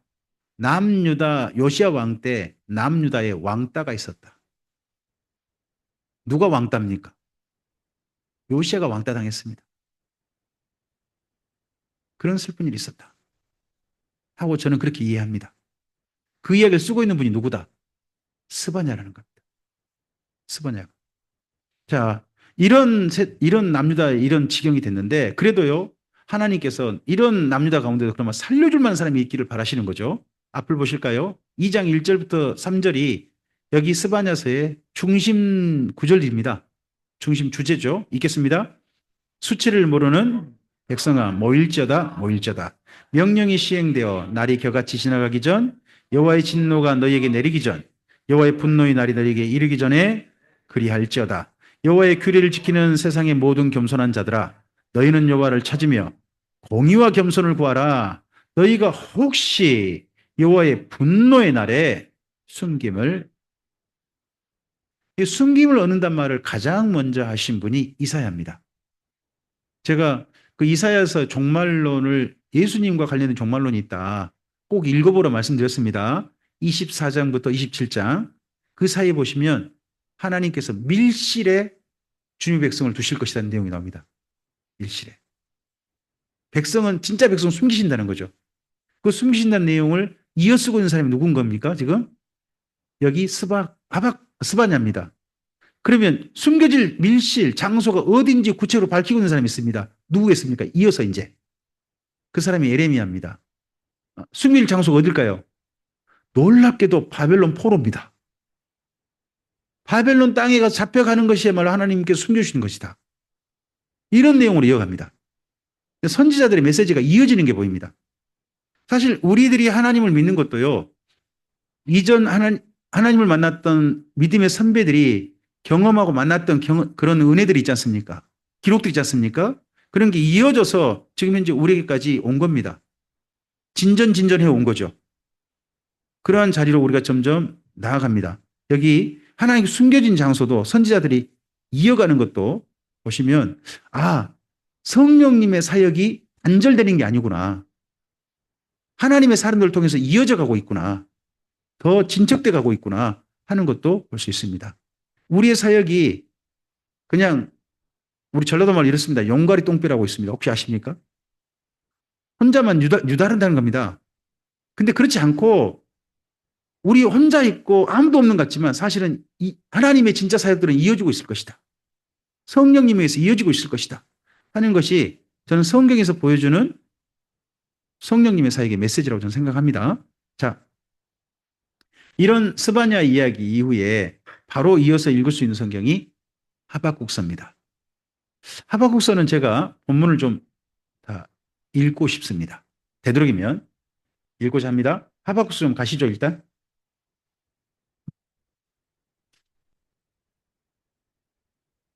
네, 나훔 다음이죠. 하박국서 1302쪽인 것 같습니다. 네. 하박국서에서는 어느 때 이분이 사역했는지 내용이 안 나와요. 그래서 1절만 가지고 1장 1절만 가지고 이분이 어느 시대 사람인지 구분하기 어렵습니다. 근데 내용을 읽다 보면 보이는 게 있습니다. 내용을 읽다 보면 자, 하박국 앞을 보시고요. 옆에 읽어 주실까요?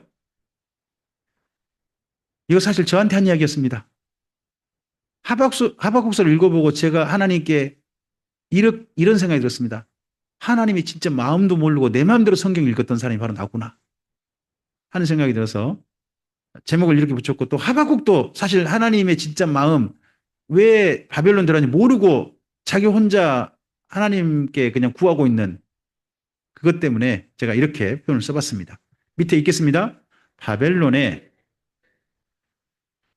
아수르 침략 당시도 오셨던, 우리 과거의 경험이 참 중요합니다. 하나님 만난 경험. 근데 그 경험에 의존하다 보면 그쪽 하나님만 바라보게 됩니다. 여기 남녀 사람들에게요, 여호와 하나님 그러면 특별히 기억되는 중요한 사건이 있습니다. 혹시 어떤 사건이겠습니까? 예. 18만 5천 명 하룻밤에 죽었던 사건. 언제? 아수르 침략 때. 히스기야 왕 때. 히스기야 왕 때 아수르 군대가 하룻밤에 18만 5천 명이 죽어버렸단 말이에요. 그러면서 하나님께서 그 강대국의 침략으로부터 남유다를 건져내셨죠. 그 경험이 이 남녀 사람들한테 굉장히 강력해요. 강렬해요. 그래서 거기 관련된 시편도요, 한 4편인가 제가 있는 걸로 알아요. 관련된 시편도. 그 정도 기념할 만한 사건인 거죠. 그 사건이 있다 보니까 이 하박국도요, 지금 아수르에 비견될 만한 강대국이 쳐들어온 거잖아요. 있다 보면 어느 나라? 바벨론이 쳐들어왔어요. 그러면 이 나라도 예전에 아수르를 물려주신 것처럼 하나님 지금도 이제도 물리쳐 주시옵소서. 할렐루야. 여러분도 아멘 하잖아요. 그런 마음인 거죠. 과거 경험이 있으니까. 경험이 있으니까 지금 그러는 거예요. 지금 근데 그게 사실은 하나님이 하실 일에 대해서 내 나름의 오판이었다는 거예요. 이번에 바벨론 데려온 것은 또 이스라엘 민족한테 너희 나한테 열심히 구해봐. 그럼 또 옛날 아수르처럼 물리쳐 줄게. 그러시는 게 아니었어요. 이번에는 왜 데려오셨다고요? 망하게 하려고요. 다른 경우예요. 아수르하고 다른 경우예요. 근데 같은 경우로 생각해 버린 거죠. 하박국이. 자, 밑에도 읽어볼까요? 하나님의 일이 그 중에서 살려주실 만한 의인 중에 한 사람이길 바라는 선지자입니다. 제가 조금, 여기 내용 이 정도 하고요. 여러분, 하박국서가 짧아요. 3장까지밖에 없죠. 근데요, 의외로요, 하박국서 우리에게 굉장히 익숙해요. 노래. 물론 노래도 있죠. 노래도 있습니다만, 표현이 우리에게 좀 익숙한 게 참 많아요. 자, 먼저 4절 좀 가보실까요? 2장 4절. 2장 4절. 읽어보죠. 보라. 의인은, 의인은 그의 믿음으로 말미암아 살리라. 이 표현을 즐겨 쓰신 분이 있죠. 바울. 신약 성경에 이 의인은 믿음으로 말미암아 구원을 받으리라 하는 이 말씀이 빠져버리면 바울의 수많은 책들이 안고 없는 찐빵이 돼버려요. 여기서 인용된 거죠. 이 말씀이 그러면 어떤 의미로 바울이 인용했는가를 잘 알아야 돼요. 여기서 이 말씀을. 두 번째, 우리 노래 방금 좀 전에 노래 말씀하셨죠. 예, 노래 두 군데 가봅시다. 첫째 노래 14절, 2장 14절 읽겠습니다.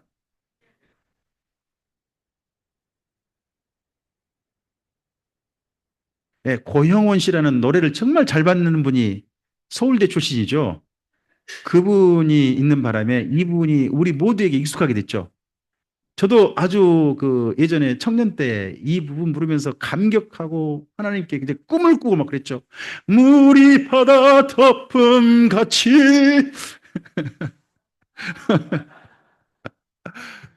그리고 예전에 혹시 주보에서 이 부분 봤는지 모르시겠어요? 아, 자주 나온 편이거든요. 2장 20절 보세요. 2장 20절. 오직 여호와는 그 성전에 계시니 온 땅은 그 앞에서 잠잠할지니라 하셨습니다. 예전에 지금 주보에 이런 말 안 써요. 예전에 근데 그 낮예배 있잖아요. 주일 낮예배 맨 밑에다가 이 구절 써놓으신 교회 굉장히 많았어요. 예배당에 와서는 뭐 해라? 그렇게 그런 식으로 교회 와서는 조용히 해야 된다잉. 말씀 꼭 이걸 붙여놓은 경우가 있었어요. 그죠? 좀 익숙한 경우가 많으실 거예요. 그리고 노래 한 군데 더 하시죠. 3장 가봅시다. 예. 3장 17절, 18절. 읽겠습니다. 비록 무화과 나무가 무성하지 못하며 포도나무에 열매가 없으며 감람나무에 소출이 없으며 밭에 먹을 것이 없으며 우리의 양이 없으며 외양간에 소가 없을지라도 나는 여호와로 말미암아 즐거워하며 나의 구원의 하나님으로 말미암아.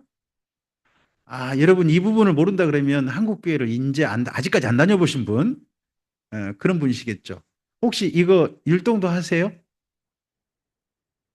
아, 저는 지금도 기억해요. 얼마나 많이 했는지. 무화과 나무 잎이 마르고 포도 열매가 없으며 감람. 아, 죄송합니다. 하여튼 그때 열심히 불렀던 기억이 있어요. 그리고 또 기차 놀이 하면서 이거 부르기도 하고 뭐 하면서 불렀어요.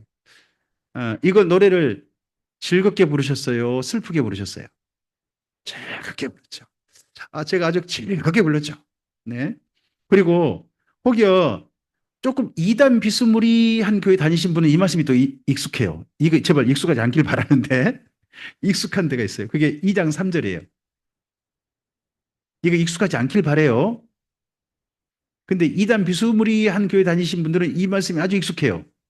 읽겠습니다. 그 종말이 속히 이르겠고 결코 거짓되지 아니하리라. 비록 더딜지라도 기다리라.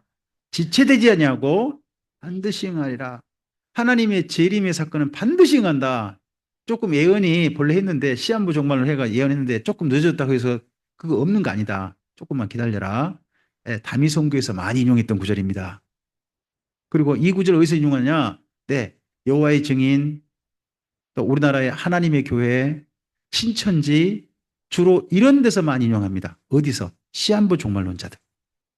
시한부 종말론자들이 많이 인용하는 구절이 바로 거기 2장 3절입니다. 익숙하신 분 손 들어봐요. 솔직하게. 없길 바래요. 근데 저는 익숙해요. 왜 익숙할까요? 네, 신천지 관련된 그 교재 속에 이게 엄청 나와요. 근데 이 교재, 이 내용이 신천지만 있는 줄 알았는데 아니에요. 근데 교단들 다 쓰는 거예요, 지금. 아, 교단, 죄송해요. 이단들이 다 써, 이단들이. 다 쓰는 거예요. 그리고 또 사실은 우리 교단도 약간 시한부 종말론 비스무리한 게 있거든요. 여러분은 이거 어떻게 배우셨어요? 제가 이거 때문에 88년도에 주님 오실 거라고 생각을 가졌는데 무화과 나무에 싹이 나거든 여름이 가까운 줄 알라. 무화과 나무에 싹이 난다는 건 무슨 사건을 가리킨다? 이스라엘의 회복이다. 이스라엘의 회복이다. 그러니까 이스라엘 독립이 몇 년에 일어났다? 1948년이다. 그 말씀에 이어서 이 모든 일이 한 세대가 지나가기 전에 다 이루리라. 한 세대는 몇 년이다? 40년이다. 그러면 1948년에 이스라엘 독립이 됐다면 주님은 언제면 오신다? 1988년 우리나라에 무슨 사건이 있었어요? 무슨 다미선교예요. 올림픽이 있었죠. 전 세계가 대한민국에 갔잖아요.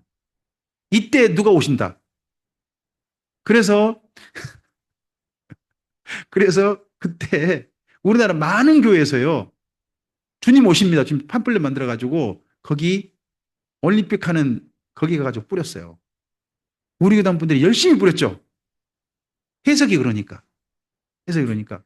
근데 그때 왔어요, 안 왔어요? 안 오니까 어떤 분들은 그래. 시한부 종말은 더 이상 따르지 말자. 띠하기는 주님의 거야. 근데 어떤 분들은 그게 포기가 안 된 거예요. 그랬을 때 그때 그 대실망의 날이 있었을 때 그때 대한민국에 갑자기 권미나 하방이 이런 중학생들이 갑자기 나타나가지고 방언을 하는 거예요. 한 네 명이서 지역적인 다른 지역의 학생들이 방언을 하는 거예요. 그래서 뭐라 그래요? 주님 88년 오는 거 아니다. 1992년에 오시는 거다. 하고 하는 거예요. 그때 또 갑자기 우리나라에서 해석이 하나 나왔죠. 현재 우리가 알고 있는 이 연도는 계산이 잘못됐다. 4년을 더해야 맞다. 그러니까 1988년에 4년 더하면 얼마가 돼요? 92년이잖아요. 근데 그 중학생 4명이 나와가지고 방언하면서 주님 언제 오신다고 해요? 92년은 나온다 그러니까 한 분이 이걸 수집해가 책을 썼죠. 네, 우리 교단 목사님이십니다. 이장님 목사님이시라고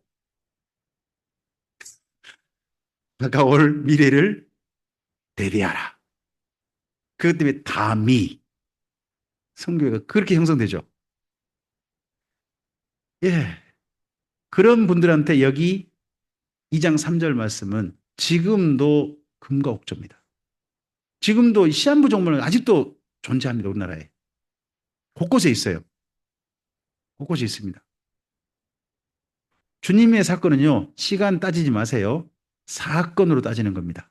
사건으로. 자, 하박국서 1장을 좀 가보세요. 제가 하박국서는 여러분께 좀 해드린 이유가 제 인생을 바꾼 성경이라 그래요.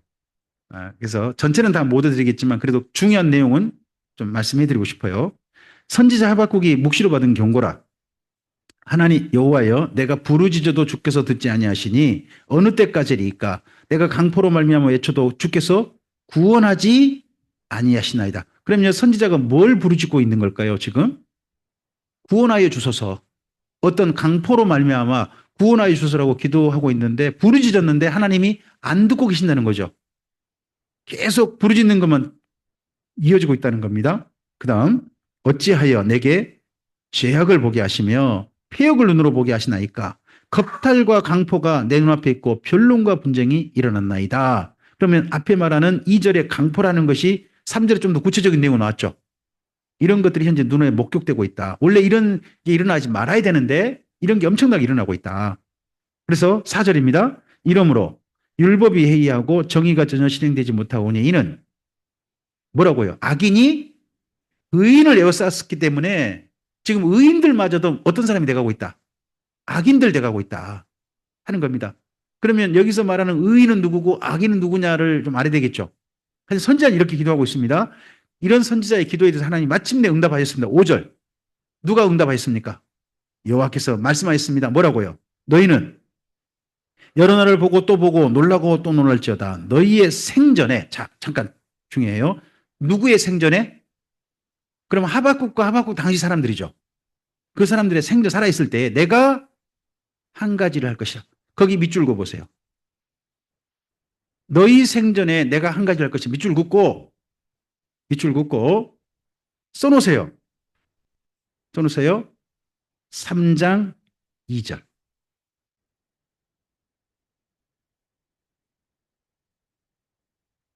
하나님께서 한 가지 일을 행하신대요. 근데 그 일에 대해서 나중에 여기 선지자가요. 드디어 알아들었어요. 하실 일이 무엇인지. 그래서 알아들어서 나중에 하고 있는 기도가 기도의 시작이 하박국 3장 2절이에요. 그 일. 이 일. 그리고 사실 우리 3장 2절 해야 되는데 안 했네요. 우리에게 더 유명한 말씀인데, 그죠? 읽고 갈까요? 여호와여, 내가 주께 대한 소문을 듣고 놀랐나이다. 여호와여, 주는 주의 일을 이 수년 내에 부응하게 하옵소서. 이 수년 내에 나타내시옵소서. 진노 중이라도 그 일을 잊지 마옵소서. 이건 우리가 더 유명하죠. 네, 교회마다 표를 쓸 만큼. 자, 다시 돌아가 봅시다. 5절입니다. 1장 5절. 내가 한 가지를 행할 것이다. 누가 너에게 말할지라도 너희가 믿지 아니하. 이 하나님이 하실 일을 이 선지자 하박국 말고 다른 사람 누군가가 이야기할 거라는 거예요. 이스라엘 민족의 남유다에게. 근데 이 남자 사람들 믿을 거다 안 믿을 거다. 안 믿을 거다. 그럼 여기 누가가 누굴까요? 예, 옆에 밑줄 긋고 써놓으세요. 누가? 예레미야라고. 예레미야가 이 하나님이 하실 일을 계속 말할 거예요. 근데 사람들은 예레미야 말을 믿는다 안 믿는다? 안 믿는다. 그럼 예레미야가 말하는 일이 무슨 일일까요? 멸망이에요. 남유다 멸망. 자, 이 멸망을 위해서 하나님께서 하신 일은 이거예요. 5절, 5절, 6절입니다. 보라, 내가 사납고 성급한 백성, 곧 땅이 넓은 곳으로 다니며 자기 소유가 아닌 거처들을 점령하는 어디 사람들을 일으켰대요?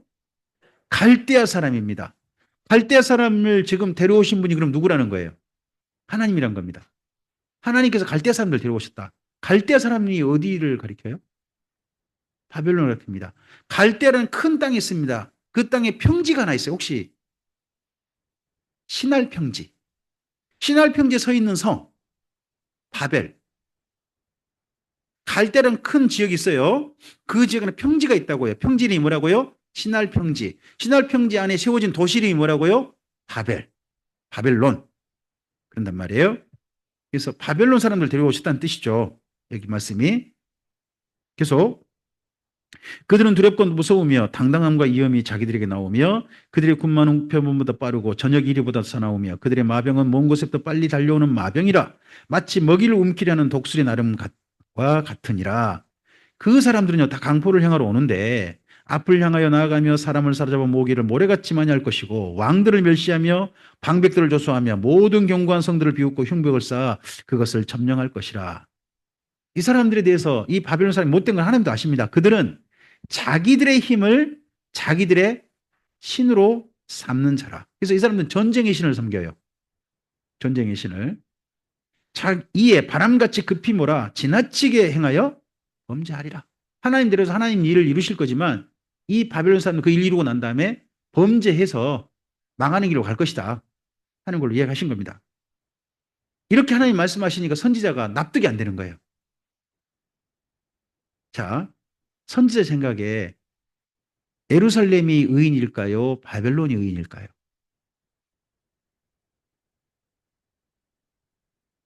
좀 예루살렘이 뭔 잘못해도 예루살렘을 조금 더 교훈하려면 좋은 사람 데리고 와서 교훈해야 될까요? 더 못된 사람 데리고 와서 교훈하셔야 될까요?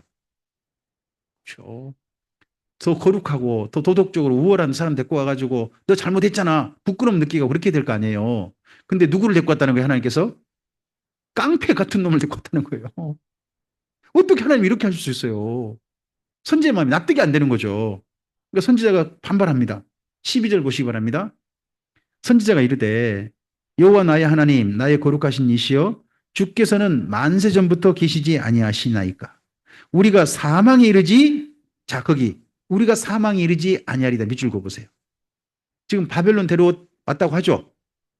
그런데 선지자는 지금까지도 무슨 생각이에요? 그런다 할지라도 우리가 망하는 건 아니죠. 바벨론 하나님께 데려오셨다고 하지만 설마 우리를 망하게 하려고 데려온 건 아니시죠. 지금 이런 얘기 아닙니까? 계속요. 여호와여 주께서 심판하기 위하여 그들을 두셨나이다. 반석이시여 주께서 경계하기 위하여 그들을 세우셨나이다. 그러면 바벨론의 역할은 어느 정도입니까? 심판 한번 하시고 그 다음에 경계하는 수준으로 사용하실 거죠. 하는 거죠. 이분의 생각은. 그러면서 반발합니다. 13절 주께서는 눈이 정결하심으로 악을 참아보지 못하시며 폐역을 참아보지 못하시거늘 어찌하여 거짓된 자들을 방관하시고 거짓된 자가 누굽니까? 바벨론이죠. 그 다음에 악인이죠. 악인이 자기보다 의로운 사람을 삼키는데도 악인은 누구예요? 바벨론이고요. 그 바벨론보다 의로운 사람은 어디예요? 예루살렘 아닙니까? 예루살렘을 저 바벨론이 정확한 사람이 와가지고 삼키는데 끔찍함만 있단 말입니까? 교회를 술집이 교회를 사버렸어요. 이거 일을 한번 하나님 두시면 돼요, 안 돼요?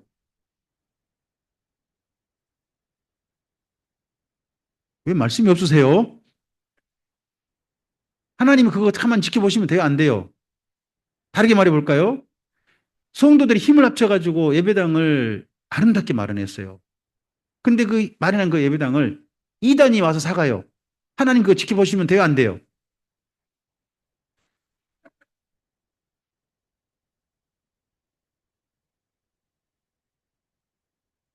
대한민국의 수많은 예배당이 이단들에게 팔리고 있어요.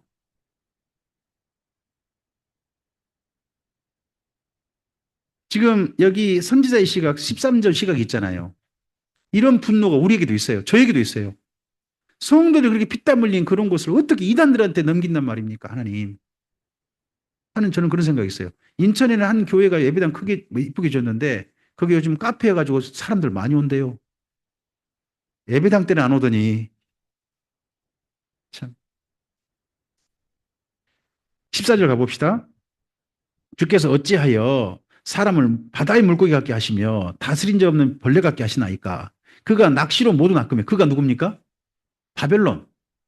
바벨론이 낚시로 모두 낚으며 그물로 잡으며 투망으로 모으고 그리고는 기뻐하고 즐거워하여 그물에 제사하며 투망 앞에 분양하오니 이는 그것을 힘입어 소득이 풍부하고 먹을 것이 풍성하게 됩니다. 그러면 이 바벨론이 강력한 나라, 부강한 나라가 되는 방법이 뭐예요? 전쟁이에요, 전쟁.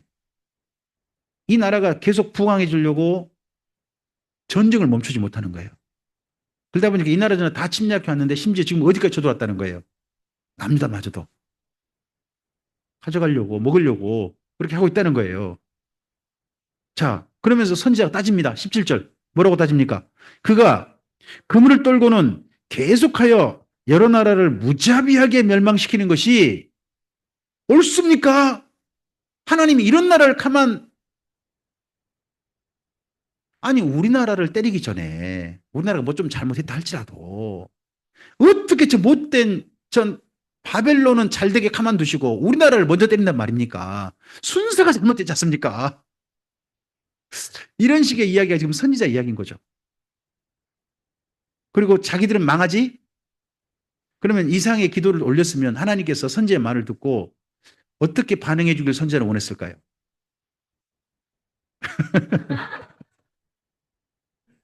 2장 1절을 읽어보세요. 지금 조홍현 집사님 말씀이 아주 일리 있는 말씀인 게 2장 1절 때문에 있어요. 2장 1절 읽어봅시다. 내가 내 파수하는 곳에 서며 성루에 서리라. 그가 내게 무엇이라 말씀하실는지 기다리고 바라보며 나의 질문에 대하여 어떻게 대답하실는지 여러분 이분이 지금 어디에 서겠다고요? 성루 파수대. 이분이 서면 밖에 뭐가 보일까요? 뭐가 보이나? 밖에요. 바벨론 군대 꽉 차 있을 거 아니에요. 그럼 거기 이분이 왜 올라간 거예요? 예전에 아수르 하룻밤에 10만 5천 명 죽었잖아요. 근데 본분 있어요, 없어요? 죽었다는 소식만 왔어요. 근데 이번에는 뭐 할까 했다, 내가 증인이 되겠다. 하나님 하시니 보겠다. 이분은 그러니까 앞에 자기가 한 기도 듣고 하나님께서 어떻게 하실 것이다. 마음 바꾸실 것이다. 쩌들 죽여주고 우리 남유다는 좀 마음에 좀 경각심 갖고 좀 고치자고 하는 정도로 하나님께 이 사건 전체를 진행하실 것이다. 자기가 원하는 대로 하나님께서 진행하실 것이다 생각이 드니까 어디에 올라간 거예요? 여러분 여기 2장 1절 가지고요. 기도회 여는 데 많아요. 하나님께서 내 소원에 뭐라고 응답하시는 거 보자. 슬픈 겁니다. 이게 참.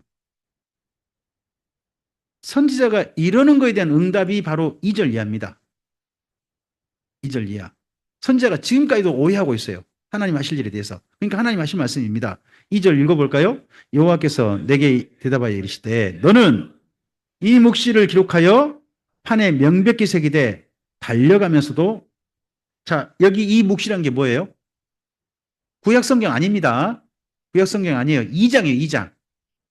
2장에 있는 내용을 어떻게 해라? 잘 기록해놔라. 하나님 이제 하신 말씀을 잘 기록해놔라. 반드시 이 말씀대로 이루어질 테니까 모든 사람이 읽을 수 있게 해라. 그러면서 뭐라고 합니까? 이 묵시는 정한 때가 있나니 그 종말이 속히 이르겠고 결코 거짓되지 아니하리라. 비록 더딜지라도 기다리라. 지체되지 않고 반드시 행하리라. 자, 여기 먼저 여기 3절에 이 종말 말하죠. 이 종말이란 뭘까요? 바벨론의 종말을 말한 겁니다. 첫째, 선지자가 지금 어느 나라 가만두냐고 따졌습니까? 그러니까 하나님께서 일단 먼저 선지자의 그 기도에 응답하신 겁니다. 바벨론 종말 반드시 뭐 한다? 속히 온다. 조금만 기다려라. 이런 이야기 하신 겁니다. 그러면서 근데 하고 이야기 시작하시는 게 4절입니다. 보라. 그의 마음은, 그 바벨론의 마음은 교만하고 그 속에 정직하지 못하다. 나도 인정한다. 근데 너 의인이라며. 예루살렘 보고 뭐라고 했어요? 의인이라고 그랬잖아요. 근데 진짜 의인이라면요. 진짜 믿음이 있다면 그의 믿음으로 말하면 그 예루살렘 사람은 어떻게 될 거라고요? 그럼 예루살렘에 믿음이 있다면 살겠죠. 근데 하나님 보시기에 믿음 없으면 예루살렘 어떻게 될까요? 바벨론은 바벨론의 길을 갈 거예요. 하지만 예루살렘은 하나님이 지금 바벨론을 데려오신 이유는 그들을 멸망시키고자 함이에요. 근데 진짜 예루살렘에 믿음이 있다면 예루살렘 멸망하지 그 진노 속에도 생존할 거예요. 근데 선지자가 이 장 말씀을 쭉 다 듣다 보니까요. 여기 사실 바벨론의 멸망을 쭉 얘기하거든요. 근데 자꾸 남유다, 예루살렘이 오버랩돼요. 자, 봐보세요. 거기 5절부터 보면 그가 나오죠. 그가 누구겠어요? 바벨론이에요. 바벨론 일단. 그는 술을 즐기며 거짓되고 교만하여 가만히 있지 아니하고 수월처럼 자기 욕심을 넓히며 또 그는 사망 같아서 족한 줄을 모르고 자기에게로 여러 나라를 모으며 여러 백성들을 모으나니 이 나라는 전쟁을 이렇게 해가지고 이렇게 하지 않습니까? 그 무리가 다 속담으로 그를 평론하며 조롱하는 시로 그를 풍자하지 않겠느냐? 곧 이르기를 있을진저 자기 소유 아닌 것을 모으는 자여 언제까지 이르겠느냐? 볼모 잡은 것으로 무겁게 자여 전쟁 가지고 자꾸 배불리는 너 언제 그 전쟁하다 탈날 줄 알아라. 모든 나라가 이런 소리 하고 있다는 거죠, 지금. 바벨론 향해서. 너를 억누를 자들이 갑자기 일어나지 않겠느냐. 여기 바벨론을 억누를 자가 갑자기 일어나지 않겠느냐 하는 말이 실제 이루어지죠. 그가 고레스가 됩니다. 나중에. 너를 괴롭힐 자들이 깨어나지 않겠느냐. 내가 그들에게 노략을 당하지 않겠느냐. 내가 여러 나라를 노략하였으므로 그 모든 민족의 남은 자가 너를 노략하리니 이는 내가 사람의 피를 흘렸으며 또 땅과 성읍과 그 안의 모든 주민에게 강포를 행하였으니. 첫째, 이 바벨론의 죄는 무슨 제일 멸망받아 마땅한 죄가 뭡니까? 전쟁을 계속 일으켰다는 겁니다. 전쟁을 계속 일으켰다. 제국으로서. 반드시 그 죄를 징치받을 것이다 하는 겁니다. 그러고 난 다음에 이 전쟁 때문에 그 다음에 그들이 얻은 이익을 말합니다. 자, 재앙을 피하기 위하여 높은 데 깃들이려 하며 자기 집을 위하여 부당한 이익을 취하는 자에게 화 있을진자 합니다. 이거 어느 나라를 두고 한 이야기입니까? 바벨론인데, 자, 재앙을 피하기 위하여 높은 데 깃들이고 자기 집을 위하여 부당한 이익을 취하고 있는 사람은 예루살렘에 없죠.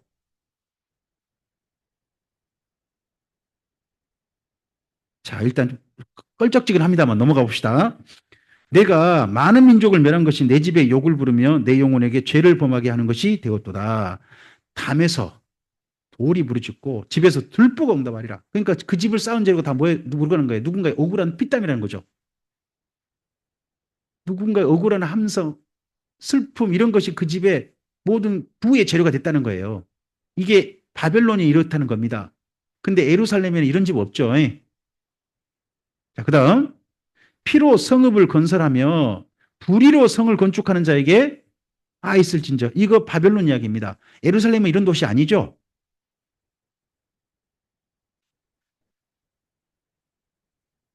민족들을 불탈 것으로 수고하게 하는 것과 나라들이 헛된 일로 피곤하게 되는 것이 만군의 여호와로 말미암음이 아니냐. 이는 물이 바다 덮음같이 여호와의 영광을 인정가지고 온 세상에 가득하게 된다. 언젠가 바벨론이 멸망할 때 온 세상에서 하나님께서 일을 하셨다라는 인정이 있게 될 것이다. 그게 뭘로 이루어지죠? 그래서 거기 14절 옆에다가 고레스 칙령이라고 쓰면 좋겠죠. 이건 이미 과거 사건이 됐습니다. 고레스 칙령 쓰세요. 그 다음에 계속해서 바벨론의 행태를 말합니다. 15절 읽어보세요. 이웃에게 술을 마시게 하되 자기 분내를 더하여 그에게 취하게 하고 그 하체를 드러내게 하는 자에게 이게 자기 분노를 이웃에게 자꾸 퍼붓고 해가지고 못된 짓거리 하는 나라가 바벨론이라는 거예요. 이런 사람 예루살렘에 없겠죠. 내게는 영광이 아니요 수치가 가득한 즉 너도 마시고 내 할례 받지 아니한 자를 드러내라. 여호와의 오른손의 잔이 내게 돌아올 것이라. 더러운 역이 내 영광을 가리리라. 이는 내가 레바논의 강포를 향한 것과 짐승을 죽인 것과 곧 사람의 피를 흘리며 땅과 성읍과 그 안의 모든 주민의 강포를 향한 것이 내게로 돌아오리라. 이 바벨론이 전쟁하면서요, 레바논에 그 수많은 나무들 있죠. 다 베가지고 벌목해가지고 전쟁 도구로 쓰거든요. 그런 거에 대한 이야기죠. 그 다음 18절 읽어보세요. 무엇이 유익하겠느냐? 부어 만든 우상은 거짓 스승이라. 만든 자가 그 말하지 못하는 우상을 의지하니 무엇이 유익하겠느냐? 여러분, 새긴 우상에 의지하는 도시가 바벨론입니다. 예루살렘은 안 그러죠?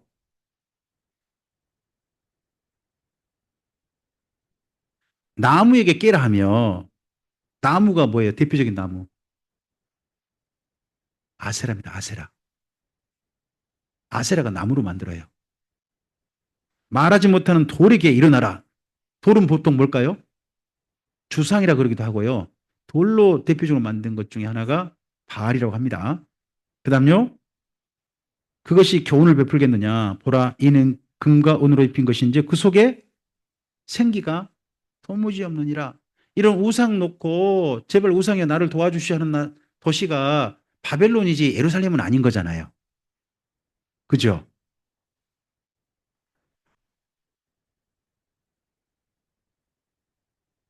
이런 거 없으면 바벨론이 이런 거 다 하고 있거든요. 그럼 예루살렘이 의인이라면서요.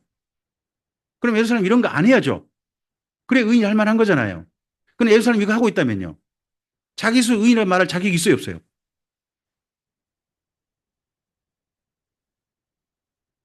지금 그러니까 결국 마지막 이야기예요. 하나님 하신 이야기가 거기 20절. 뭐라고 합니까? 오직 여호와는 그 성전에 계시니 온 땅은 그 앞에서 잠잠하라 합니다. 성전에서 지금 여기 어떤 일이 벌어진지가 우리 여기 하박국서만 읽으면 잘 안 보여요. 근데 어디를 읽으셔야 되느냐? 나중에 에스겔서 8장을 읽어보셔야 돼요. 성전에서 무슨 일이 벌어져요? 성전에서 우상숭배가 만연하고 있어요. 오죽했으면 하나님이 제발 성전에서 좀 어쨌으면 좋겠다. 소리 좀 안 들렸으면 좋겠다. 잠잠했으면 좋겠다. 이거 예배당에서 예배 시간 됐으니까 조용하라는 소리가 아니에요, 지금. 그런데다가 하나님 마음이 그렇게 지금 아주 그냥 속 터지는데, 근데 한 분이 와가 자꾸 왜 우리를 죽이려고 그러세요? 우리는 살아야죠. 저 악인 죽여주시고 우리는 의인이잖아요. 한 분이 와서 날마다 소리치고 있는 분이 있죠. 그러니까 20절에 온 땅은 그 앞에서 잠잠하라 할 때 이 말을 하박국은 어떻게 들었을까요? 너라도 제발 조용히 해라. 그래서요, 3장 가보면요, 하박국이 어디에 있는지가 보여요. 하박국이 있는 데가요, 성전이 아니에요. 자기 집에서 벌벌 떨고 있어요. 자기 집에서. 자, 이상의 말을요, 여기까지 말씀을, 하나님 말씀을 바벨론 반드시 멸망한다. 예루살렘은 산다는 말씀 드렸다면 3장 1절이 없어요. 3장 1절의 제목이 어떻게 됩니까? 표현이 시기 온옷에 맞춘 선지자 하박국의 기도라 그러죠. 여기 시기 온옷이란 말에 밑줄 긋고 쓰세요. 식가연의 복수. 식가연의 복수형이에요. 식가연이란 말은 시편에 나와요. 시편에 나와요. 무슨 뜻일까요? 애통하는 자의 노래입니다. 다른 말로 장송곡이라는 의미가 있습니다. 그럼 여기 3장을 선지자가 어떻게 부르는 거예요, 지금요? 장송곡처럼 슬퍼하면서 노래 부르는 거예요. 그럼 3장 전체 어떻게 불러야 돼요? 무화과 나무 잎이 마르고 포도 열매가 없으며 이렇게 부르라고 한 거죠.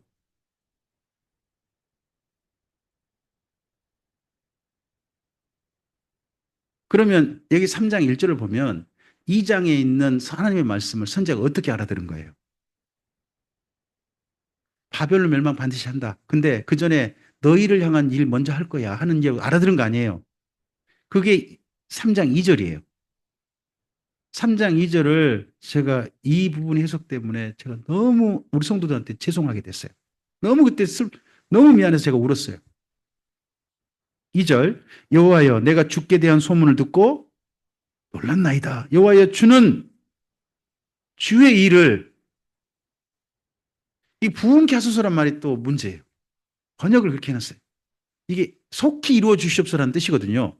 원래 말은 그냥 속히 이루어 주시옵소서. 근데 부흥케 하소서라고 표현했어요. 제가 앞서서 1장 5절에 밑줄 그라고 말씀드렸죠. 내가 한 가지를 행할 것이다 하나님 말씀하셨잖아요. 그 한 가지 일. 여기 지금 주의 일이에요. 이게 주의 일. 1장 5절의 주의 일. 그 주의 일이란 여기 하박손 두 가지밖에 없어요. 하나는 예루살렘 멸망이고요. 또 하나는 바벨론 멸망이에요.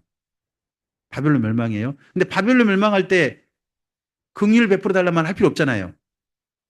그러잖아요. 근데 그 3장 맨 뒤에 진노 중이라도 그러면 이 진노 중에 긍휼 베풀 대상이 누구겠어요? 예루살렘이죠. 그럼 하나님께서 예루살렘을 향해 하실 일이 어떤 일이라는 거예요? 진노 중에 하실 일이라는 거예요. 제가 이 부분을 왜 못 읽었는지 모르겠어요.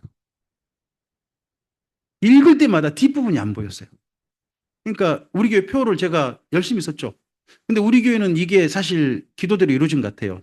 주의 일이 여기 멸망당한 일이잖아요. 우리 교회 성도가 줄고 제가 방을 다니고 그런 일이 보니까 우리 교회 제대로 이런지 모르겠는데 다른 교회들은 이거 붙여놓고 성도들이 막 느는 거예요. 그러니까 제가 참 이거 볼 때마다 야 하나님 참 답답하시겠다. 저거 붙여놓고도 교회가 식구가 느는데 성도들은 저 말씀대로 이루어졌다고 생각할 거 아닌가. 하나님은 그거에 대해서 이거 뭐라고 설명하실 길도 없고 참 답답하시겠다. 항상 전 참 많이 하거든요. 근데 여기가 진노 중에라도 긍휼 잊지 말라고 해달라면서 그 이야기가 구체적으로 나온 데가 있습니다. 뒷부분 좀 가보세요. 중간 하나님 이야기 나오고 16절 있죠. 16절 한 절만 읽어보겠습니다. 내 창자가 흔들렸고 내 입술이 떨렸도다. 무리가 환난 날을 내가 썩이는 것이 내 뼈에 들어왔으며 지금 이분이 뭘 기다리고 있대요? 어떤 사건이 반드시 일어난다. 무리가 지금 들어온다. 그 무리가 누구예요? 바빌론 군대가 어디 안에 들어온다. 그럼 예루살렘에 있을 일이 어떤 일이에요? 환난 날이잖아요. 그러니까 3장 1절에 그가 시기온노 애통하는 자의 노래 복수형으로 쓴 이유가 있는 거예요. 예루살렘이 앞으로 겪을 일이 어떤 일밖에 없다. 이 환난 당해가지고 완전 침탈당하고 쑥대밭이 되는 그런 일만 남았다. 참혹해지는 일만 남았다. 그러다 보니까 자기 표현을 이렇게 썼죠. 내 창자가 흔들렸고 그 목소리를 말해 내 입이 발을 떨렸고요. 그리고 내 몸은 어떤 상태예요? 여러분 너무 공포에 질리면요. 사람이 일어나지 못해요. 집에서 지금 공포에 질려 몸이 널브러져 있는 거예요. 근데 이분이 지금 있는 장소가 집이죠. 2장 20절에 하나님께서 성전에서 제발 뭐 하라고요? 잠잠 좀 하자. 이 말씀 듣고 한 가지는 실천한 것 같아요. 어디서 계세요, 이분이요? 성전에서 지금 널브러져 있는 게 아니고 자기 집에서 있어요. 자기 집에서. 그러면서 그 다음 이야기가 17절, 18절이에요. 비록 무화과 나무가 무성하지 못하며 포도나무에 열매가 없으며 감람나무에 소출이 없으며 밭에 먹을 것이 없으며 우리의 양이 없으며 외양간에 소가 없을지라도 어떻게 된 건가요? 17절대로 그게 실제로 일어났다면 어떻게 된 건가요? 예루살렘이 멸망한 거죠. 멸망한 거죠. 그런데 갑자기 18절 뭐라고 해요? 나는 여호와로 말미암아 즐거하며 나의 구원의 하나님 말미암아. 그러면 여기 17절과 18절 사이 한 가지가 들어갈 표현이 있어요. 그게 뭐냐 그러면 그때 내가 살아있다면이에요. 그때 내가 살아있다면. 2장 아까 2장 4절 기억나시죠? 예루살렘에 의인이 있다면 그 믿음을 알면 죽는다고 해서 산다고요. 산다. 그러면 예루살렘이 멸망당한 날에 자기가 생존해가지고 포로 중에 있다든지 그런다면 하나님께 자기를 누구로 인정해 주신 거예요? 의인으로 인정해 주신 거잖아요. 그럼 이분이 왜 기뻐하시겠다는 거예요? 자기를 누구로 인정해 주셨으니까. 그것 때문에 기뻐하겠다는 것이지. 딴 얘기가 아니에요. 포로로 잡혀가도 나는 기뻐하겠다. 했단 말이에요. 저 앞을 보시면 이 하박국의 무덤이 이란 서부 투이사르간에 있단 말이에요. 여기가 어딜까요? 바벨론 포로들이 있었던 곳 한 곳이에요. 이분이 생존해서 어디 잡혀갔다? 바벨론 포로 잡혀갔다는 겁니다. 그래서 성경을 조금 좀 할 때 소개할 때 있지 않습니까? 이런 이분들의 후기 추격 같은 것도 좀 있으면 훨씬 본문 이해하는데 좀 더 좀 도움이 되는 것 같습니다. 여기에 갔다는 건 이분이 생존했다는 거죠. 그런 바람에 이분이 남긴 책이 하박국서가 우리에게 있는 것 같습니다. 또 사실 3장을 보면요. 3장에서 멸망 당한 후입니까? 멸망을 기다리고 있습니까? 아직 멸망 안 당했습니다. 기다리고 있습니다. 기다리고 있는 내용인데 이게 지금 이제 우리가 보존된 거 아니겠습니까? 그러면 하박국이 바벨론 포로 가운데서 자기가 이때 썼던 거라든 이런 것들 전체적으로 해서 포로에게 있는 이스라엘 민족에게 자기와 같은 깨달음이 있길 바라면서 준 게 아닐까. 그리고 이런 책이 수집된 게 아닐까. 그렇게 우리가 생각해 볼 수 있을 것 같습니다. 하박국의 이야기가 저로 하여금 성경을 제대로 봐야 되겠다 하는 중요한 계기가 됐습니다. 저에게는. 이왕이면 익숙한 말씀이지만 제대로 읽어서 하나님이 선하신 뜻을 우리가 좀 바르게 알아듣는 우리였으면 좋겠습니다. 예. 지금 2시 58분이네요.